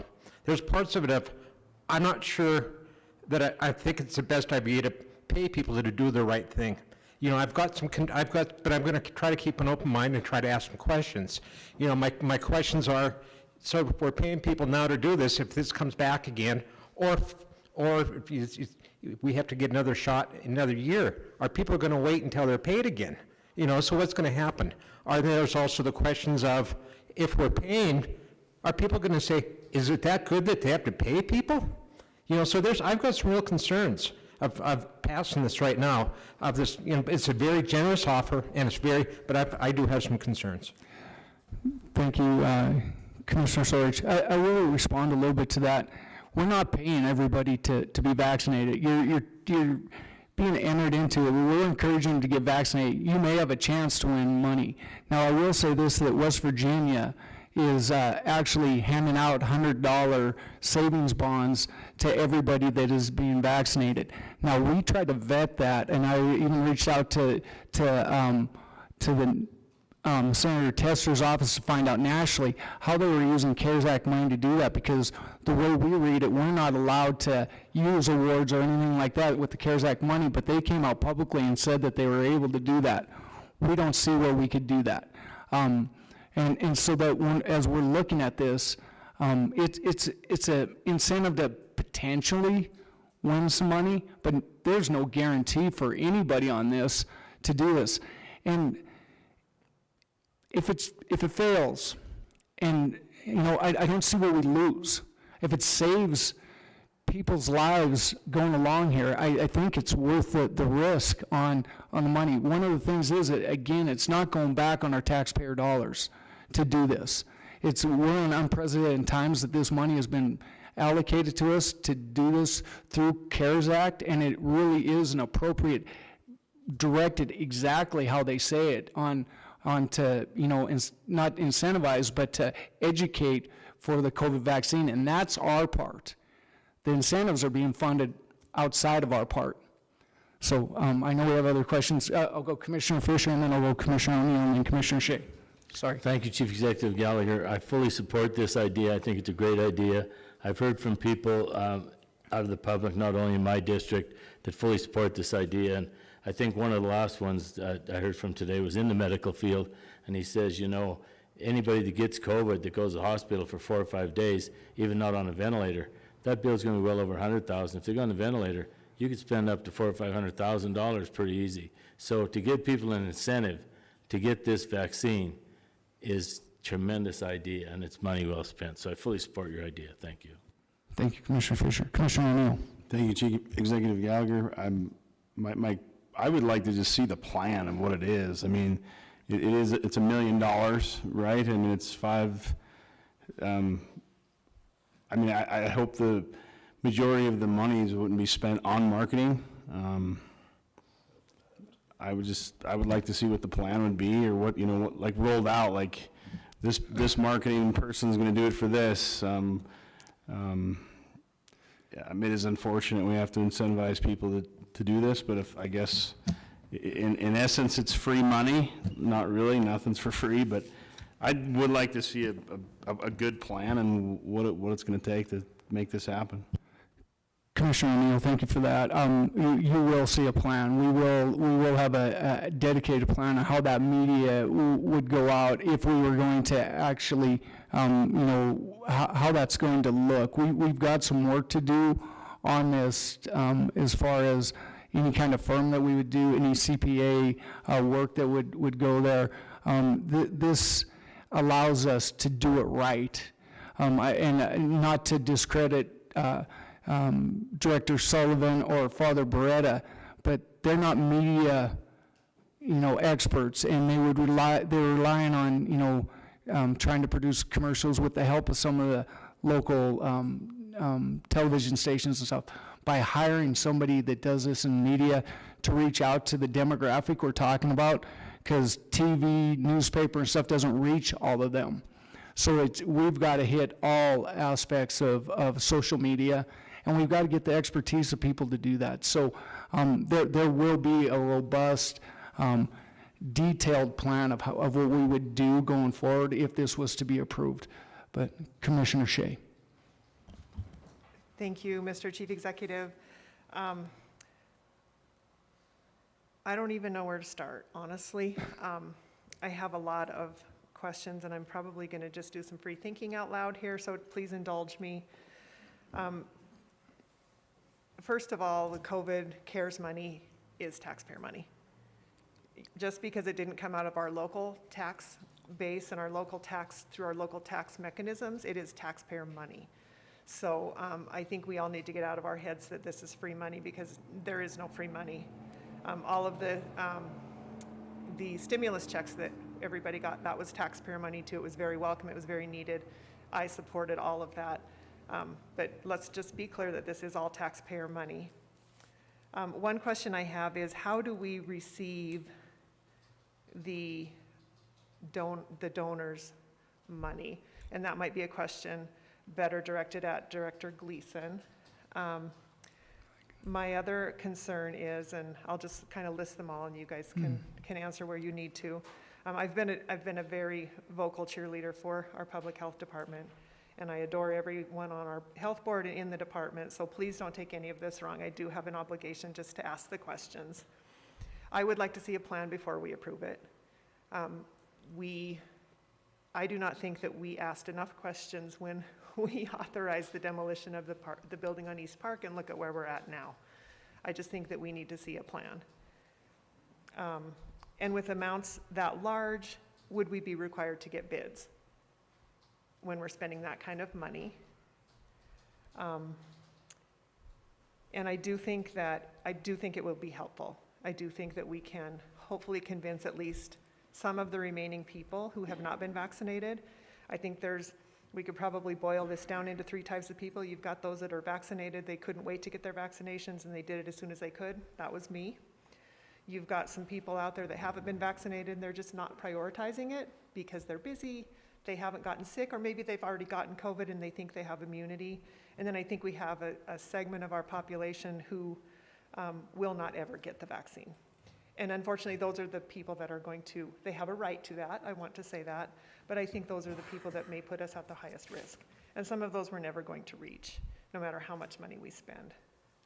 Because you can't make people do anything, I've learned, I've tried, doesn't work. My other question is, this might be for the county attorney, is how can a donor making a donation to a public entity remain anonymous? And I think that's all I had. Thank you, Commissioner Shea. I can answer some of those questions, and I'll also let Director Gleason answer a couple of these questions. As far as how can any donor can remain anonymous, and the donation that they're going to do, as I kind of outlined in that email to you, would run through a nonprofit. And I can tell you this, the donor won't remain anonymous if this commission approves it tonight. I can tell you that I can announce that right after it's approved, but they want to remain anonymous until such a time, and they're willing to write the check. We would need to be able to do this incentive program would have to go through a nonprofit. We've been working with numerous ones. We have some avenues that we could do that with. There are no restrictions, as I said, working with the gambling division. I called them today. I said, is there any restrictions to this? There are no restrictions for a nonprofit to be able to do a sweepstakes type program, even no matter how large of awards that there are out there. So there's that. I understand the hesitancy of, what are we getting ourselves into? The part that you're taking a chance on is us on the campaign, on the vaccination campaign, because that's what Butte-Silver Bow is really going to be responsible for, is what's that going to look like? I trust the people that we're going to put in charge of that, the same people that you entrusted and we all entrusted and gave confidence to, Karen Sullivan, Father Beretta, and that group, that although they're not going to actually do all the campaign stuff, they're going to be in direct contact with everything that's going to go out there and the messaging that we're going to do. We're going to use local leadership, people of influence within our community to encourage this vaccination. It's to me, it's an investment, and I know it's a chance, and I agree with you. There are the never will vaccinators. They're out there. We know that. There's also some of those never will vaccinators that I know that have gotten vaccinated but they don't want anyone to know that they got vaccinated. And I know some of them as well. And that's part of our campaign too, that we've got to identify if they win a prize. We will contact them first before they're ever identified as a winner, because they may not want to be identified. So we're working through all of these, what ifs of, how can we possibly do this? I will let Director Gleason kind of talk about maybe on the nonprofit side, but we have been working diligently about how we could run this program. Chief Executive Gallagher, Commissioners, Commissioner Shea, to a couple of your questions to start with.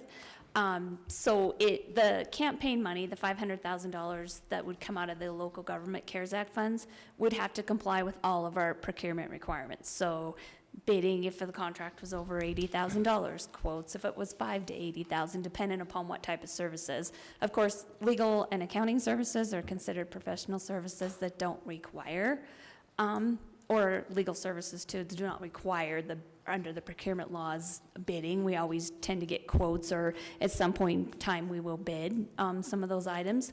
But for the most, all the other expenditures will follow our procurement requirements, because that's our funding right now.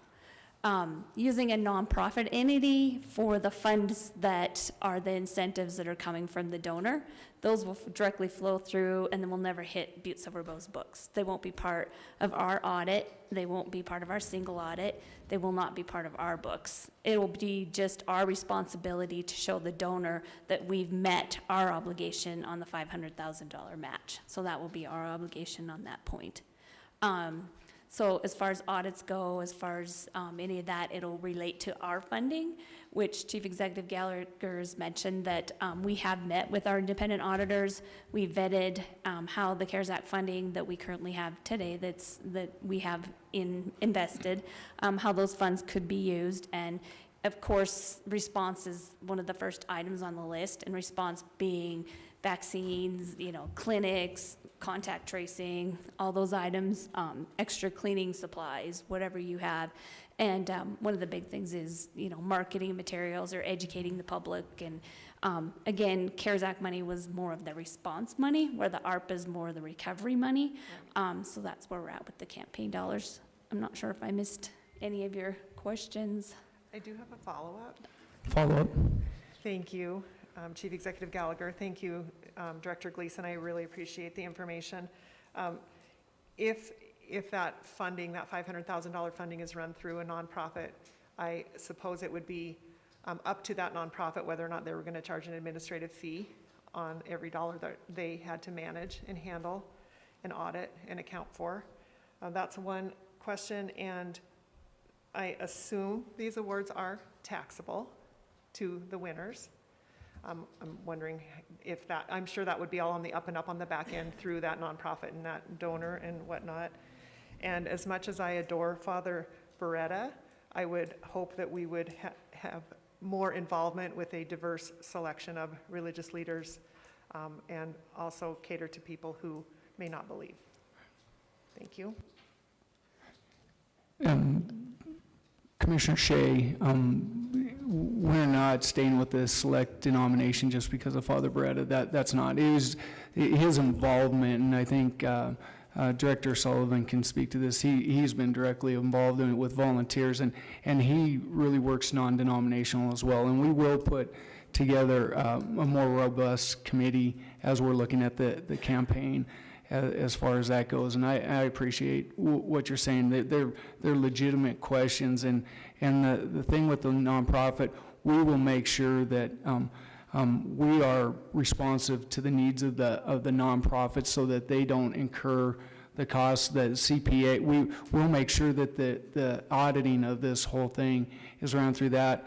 I think it could be a benefit to some of our local nonprofits that could really, it would be a great visual for them because their mission statement is about the health and welfare of our community.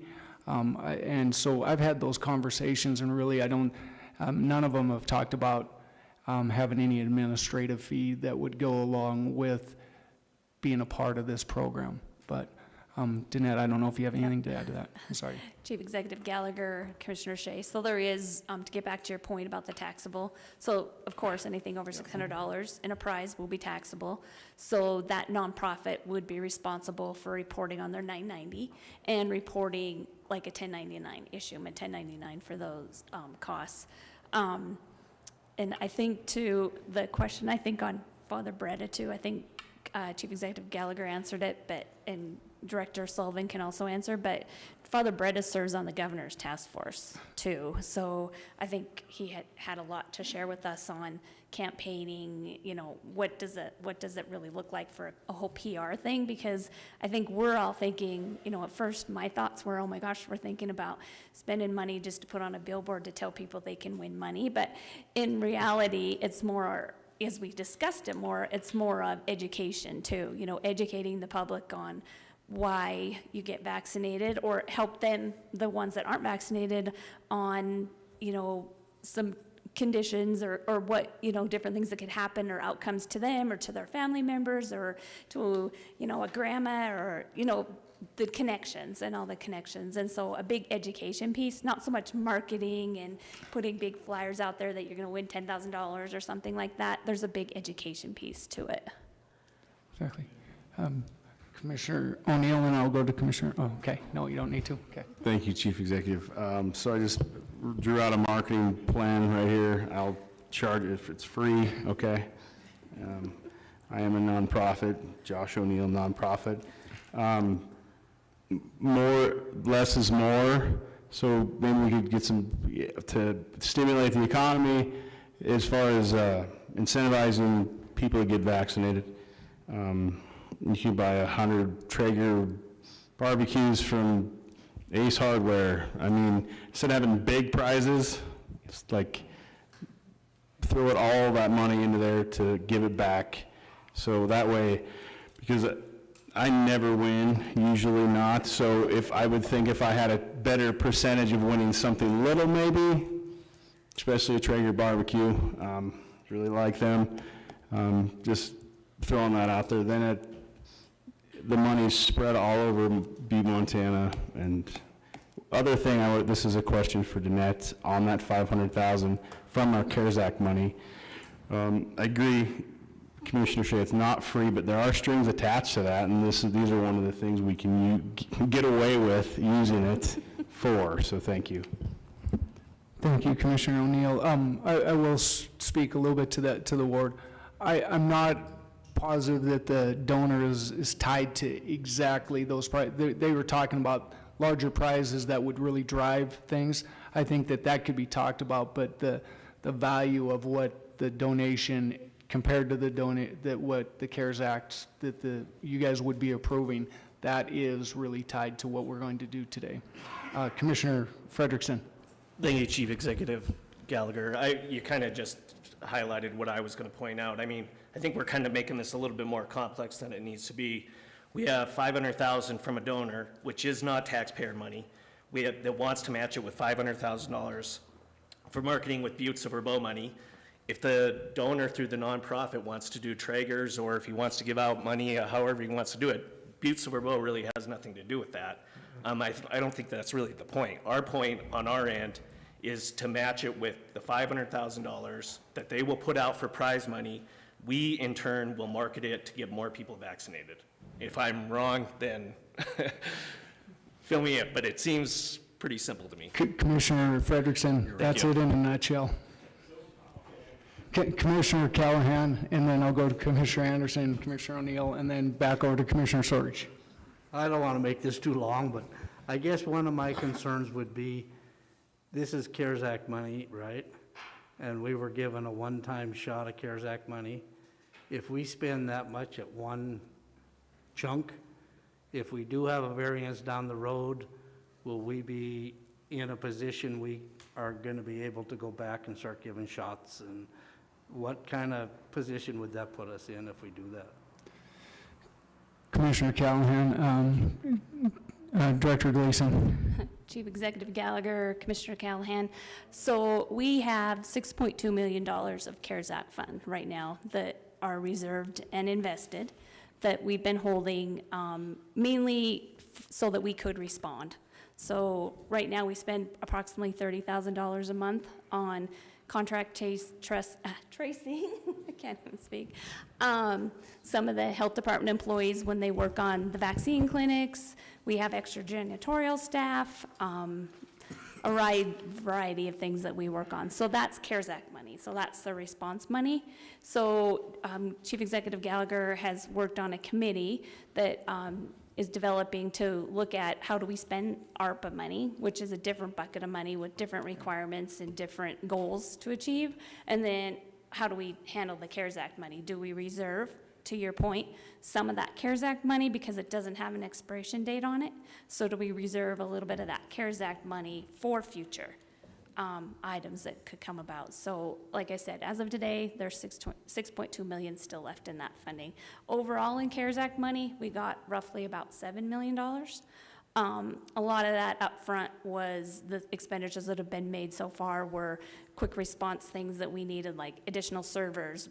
Because of technology or more laptops, or departments were buying equipment to spray, to disinfect. A lot of it went to extra supplies because we had to constantly be wiping down desks and keyboards, because remember, we all worked. We were all considered essential workers, so we were in our buildings, and a lot of it went to masks, face masks, a variety of different supplies to respond quickly.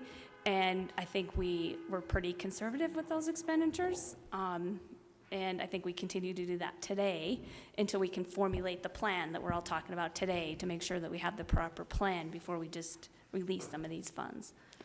I was just concerned we didn't break the bank all in one short period.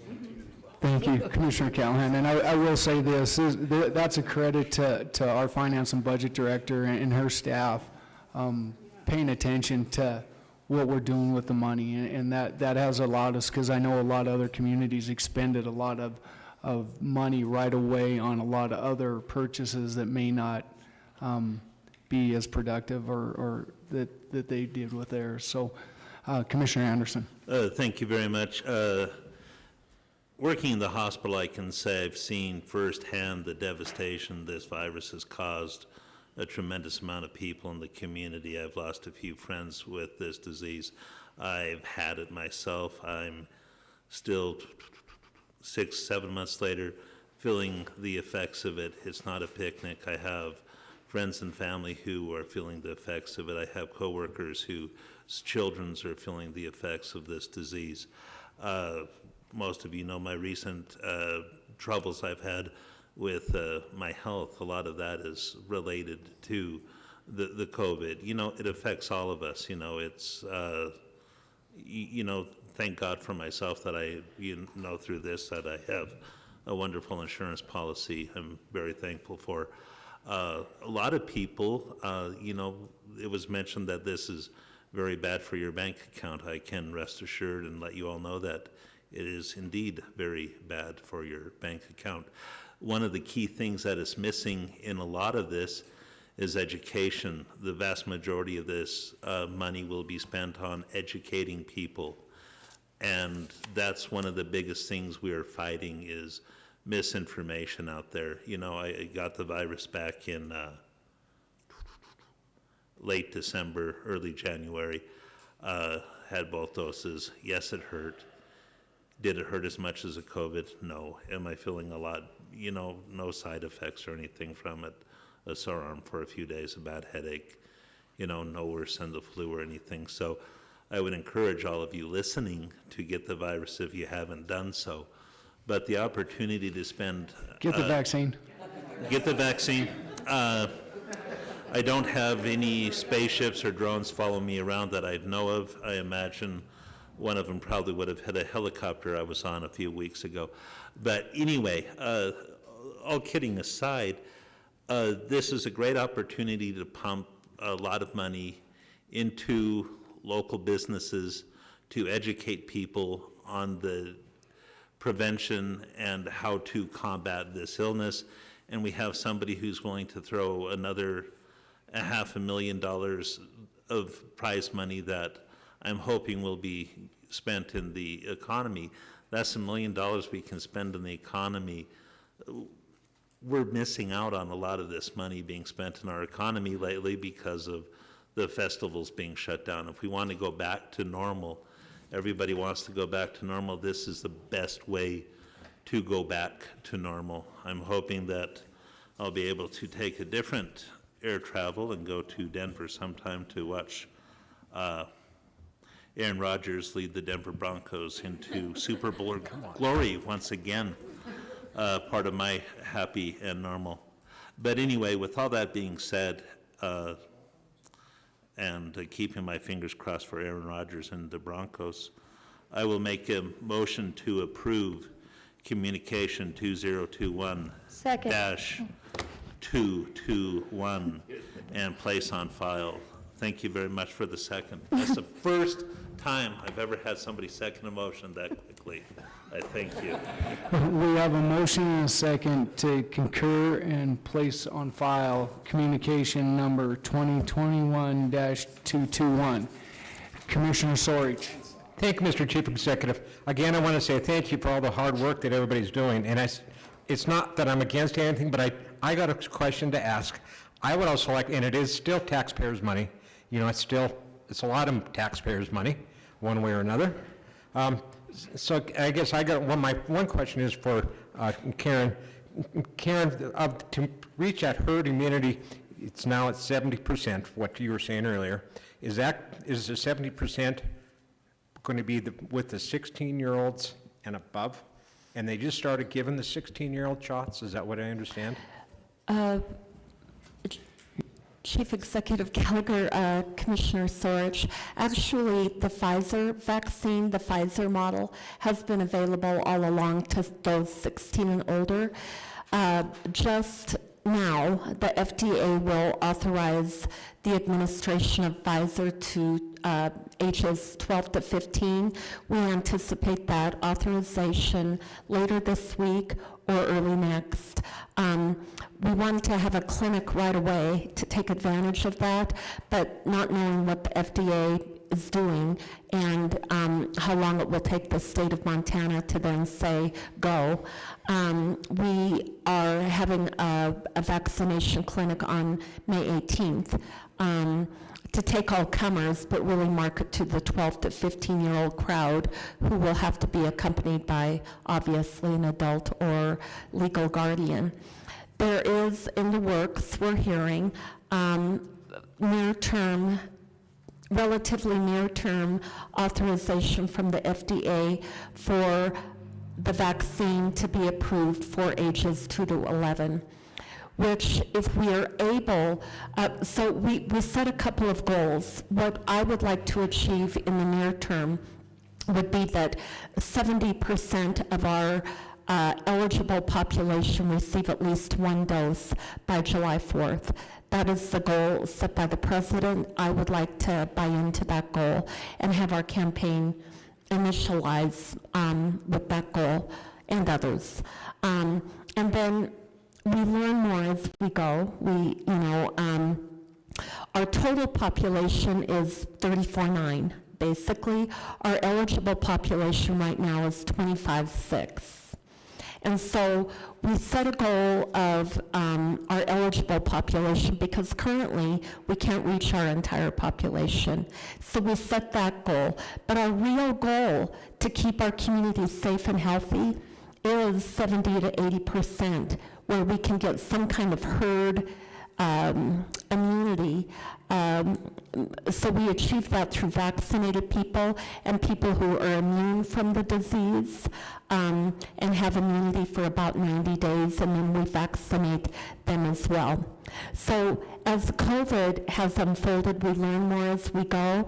We believe, even though we're trying to get people vaccinated, that the long-term reality of this event is that it will be ongoing. It will certainly be ongoing in our country and the globe, and it will become much more like the flu. Pfizer has already announced that a booster is likely a need after 1.5 year after your shot. Moderna has not made that announcement, but Moderna has a different, higher concentration. We learn more as we go. And so if the FDA ultimately authorizes the 2 to 11 and they will authorize the 12 to 15, we have huge opportunity to get the vast majority of our community vaccinated, everyone age 2 and older. Thank you, Director Sullivan. Commissioner Sorge, follow-up. Thank you, Mr. Chief Executive. Thank you, Karen, very much. Again, you're doing a wonderful job. And again, I believe, you're saying because we got the older population, I believe because we got people in Butte that care. We got people in Butte that care about their neighbors. That's so evident in so many things. You go out and knock on doors for donations, and people, they give until it hurts. So that's kind of where I'm leading to my next,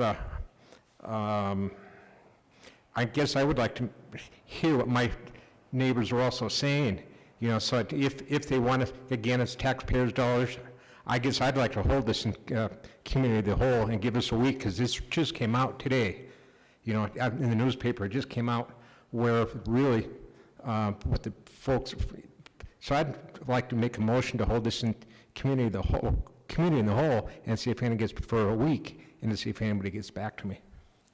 And see that in a form of a motion. Okay, we have a motion.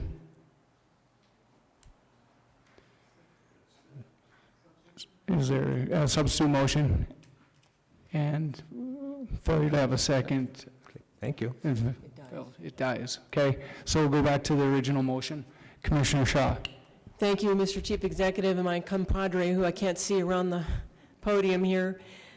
I don't want to throw cold water on something. I also don't want to look a gift horse in the mouth, which honestly this appears in a lot of ways. I have agonized over what I will be doing here. I've talked to Danette in great detail. I look at the numbers. I look at the proposal. Before this came to us, before you had you have a campaign, or you had a campaign already started. I believe you had about 50,000 maybe to work with. And so if this had never come before us, honestly, we would have done something. And I'm not saying that it would have been the best thing that we could have done, but I am extremely disappointed that we are hamstrung into a $500,000 commitment. There's a lot of money. I'll bet you St. James's entire annual advertising campaign isn't even that much, but I just find that is sticking in my craw, I'm just saying, because the donor is actually, it's an all or nothing. And if it had been less than that, I mean, we could have, and we can still do it if we didn't do the actual incentive portion of it. We as a community, we have this pot of money, and I could see us giving you $100,000. You could do probably a great campaign, because I'm more into the education part of this. This is my thinking, is the education and the promotion of the science and everything else that we believe in. And you guys have done a superhuman job. I'm just saying. You know how I feel about that. Being on the Board of Health for 10 years. But I just have a heck of a time doing this in all good faith, because I do believe that the bar was set way higher than we had to do. I still believe that the CARES money is there, and that we could give you whatever you felt you really needed for this. You were satisfied with 50, I'm sure you'd take 100, or more. But to me, it's the education part, and when you have the incentives, that's really not a part of education. I mean, it's an incentive, obviously, for certain people that maybe are on the fence. But I think the important thing is that we educate the community. We are a small, close-knit community that love our neighbors and our family and friends, and I think, like John Sorge said it very well, you know, I would depend on people doing it because it's the right thing to do and not having to have incentives. And I still believe that that the CARES money is still available to our health department to do what they need to do. And so I'm not going to be able to approve this on those grounds. It has nothing to do with anything that you guys have. Incredible job. So that's what I have to say. Thank you. Thank you, Commissioner Shaw. Anyone else? Commissioner Shea and then Commissioner O'Neill. Thank you, Mr. Chief Executive. I too had some concerns with being basically forced into, or being told what we were going to do with our own money. Thank you for bringing up those concerns, Madam Chair. I have asked a million questions tonight. Well, maybe not a million, but I've asked several questions. The questions that I have asked have been answered to my satisfaction. I do believe that the vaccination is our way out of this. Our health department and our healthcare workers, God, they deserve a break. They really do. This has been a situation where we've been building the plane as we're flying it, as Director Sullivan has said, and I really commend everybody, including the Board of Health, for doing the best they could with the resources they had. I think that this is a huge leap of faith in the light that we don't have a plan that we can look at, that we can look at and understand and feel confident in. But that doesn't change the fact that I feel very confident in the leadership of the health department and our budget and our county. So as I said, my questions have been asked and answered, and I will be supporting this tonight. And if there's any way I can be involved to help, absolutely, I want to do that, and I would love to act as a liaison for the council. Thank you, Commissioner Shea. Commissioner O'Neill. Thank you, Mr. Chief Executive. I honestly, it is unfortunate we do have to incentivize people to do the right thing. It is, but it is what it is. I mean, like it or love it, but this is an opportunity. It really is, and we have $6.2 million in the CARES Act fund. That's we have strings attached to it. If this is an opportunity we get, it is a lot of money. I hope it works. I hope but really in a positive manner, this really is a positive thing that we're getting. It is 500 grand free money from the other person donated into our pockets to come into our community to hopefully incentivize somebody that won't, whatever. And if it can protect us and get everything back to normal, then amen. Thank you. Thank you, Commissioner O'Neill. I want to clarify one thing really here. This is our program. This is going to be our education program that we're going to do, public education. This has been a generous donation that somebody has given us, but make no mistake about this. This is going to be us. And Michelle, you absolutely, we will put you on this. I'm sorry, Commissioner Shea, I absolutely will do this because we want to do it right. But this is Butte-Silver Bow's public education program, not because of the $500,000. This is ours. We're going to own this. We're going to own what we're going to do. We're going to make, you know, if I can give any assurance, this is something that people are going to want to replicate around the nation, and I really believe we can do this the right way. So with that, anyone else, any other comments? Okay, can I call for the question, or call for the motion, for the vote here? And commissioners, please vote.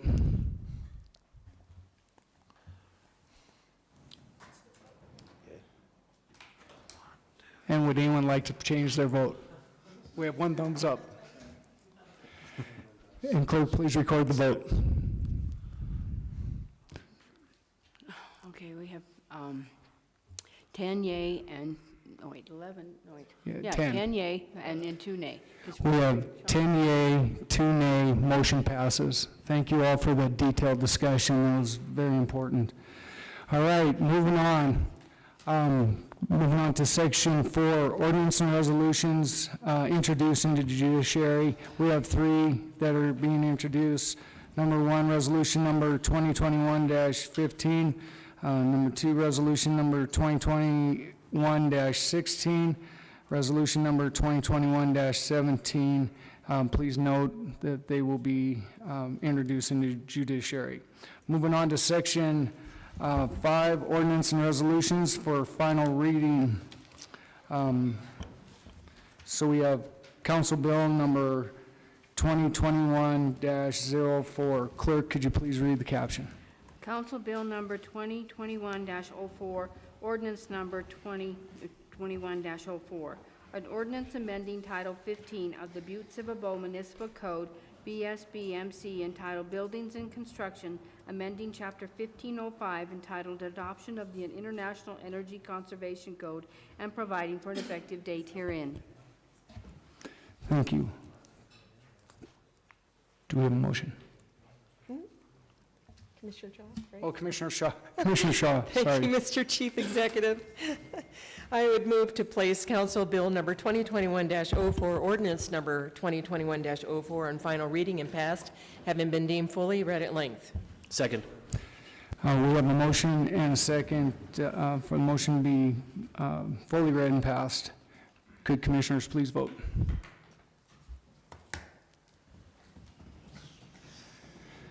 And clerk, could you please record the vote? 12 yea and 0 nay. 12 yea, 0 nay, motion passes. Going on to any public comment on any public matter not on the agenda tonight. The phone lines are open, we don't have anything here. With that, yes. Sorry, Commissioner Mankins. So, Chief Executive Gallagher, I know it was on the agenda tonight, but did you state that you were going to?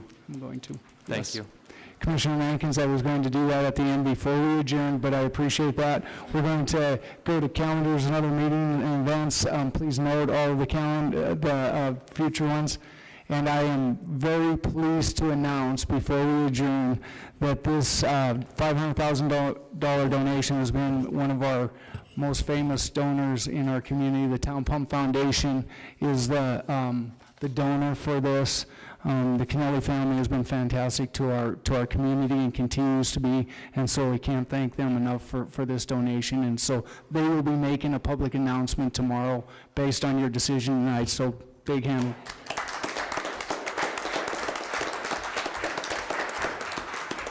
And with that, I will take a motion to adjourn. I move to adjourn. We have a motion and a second.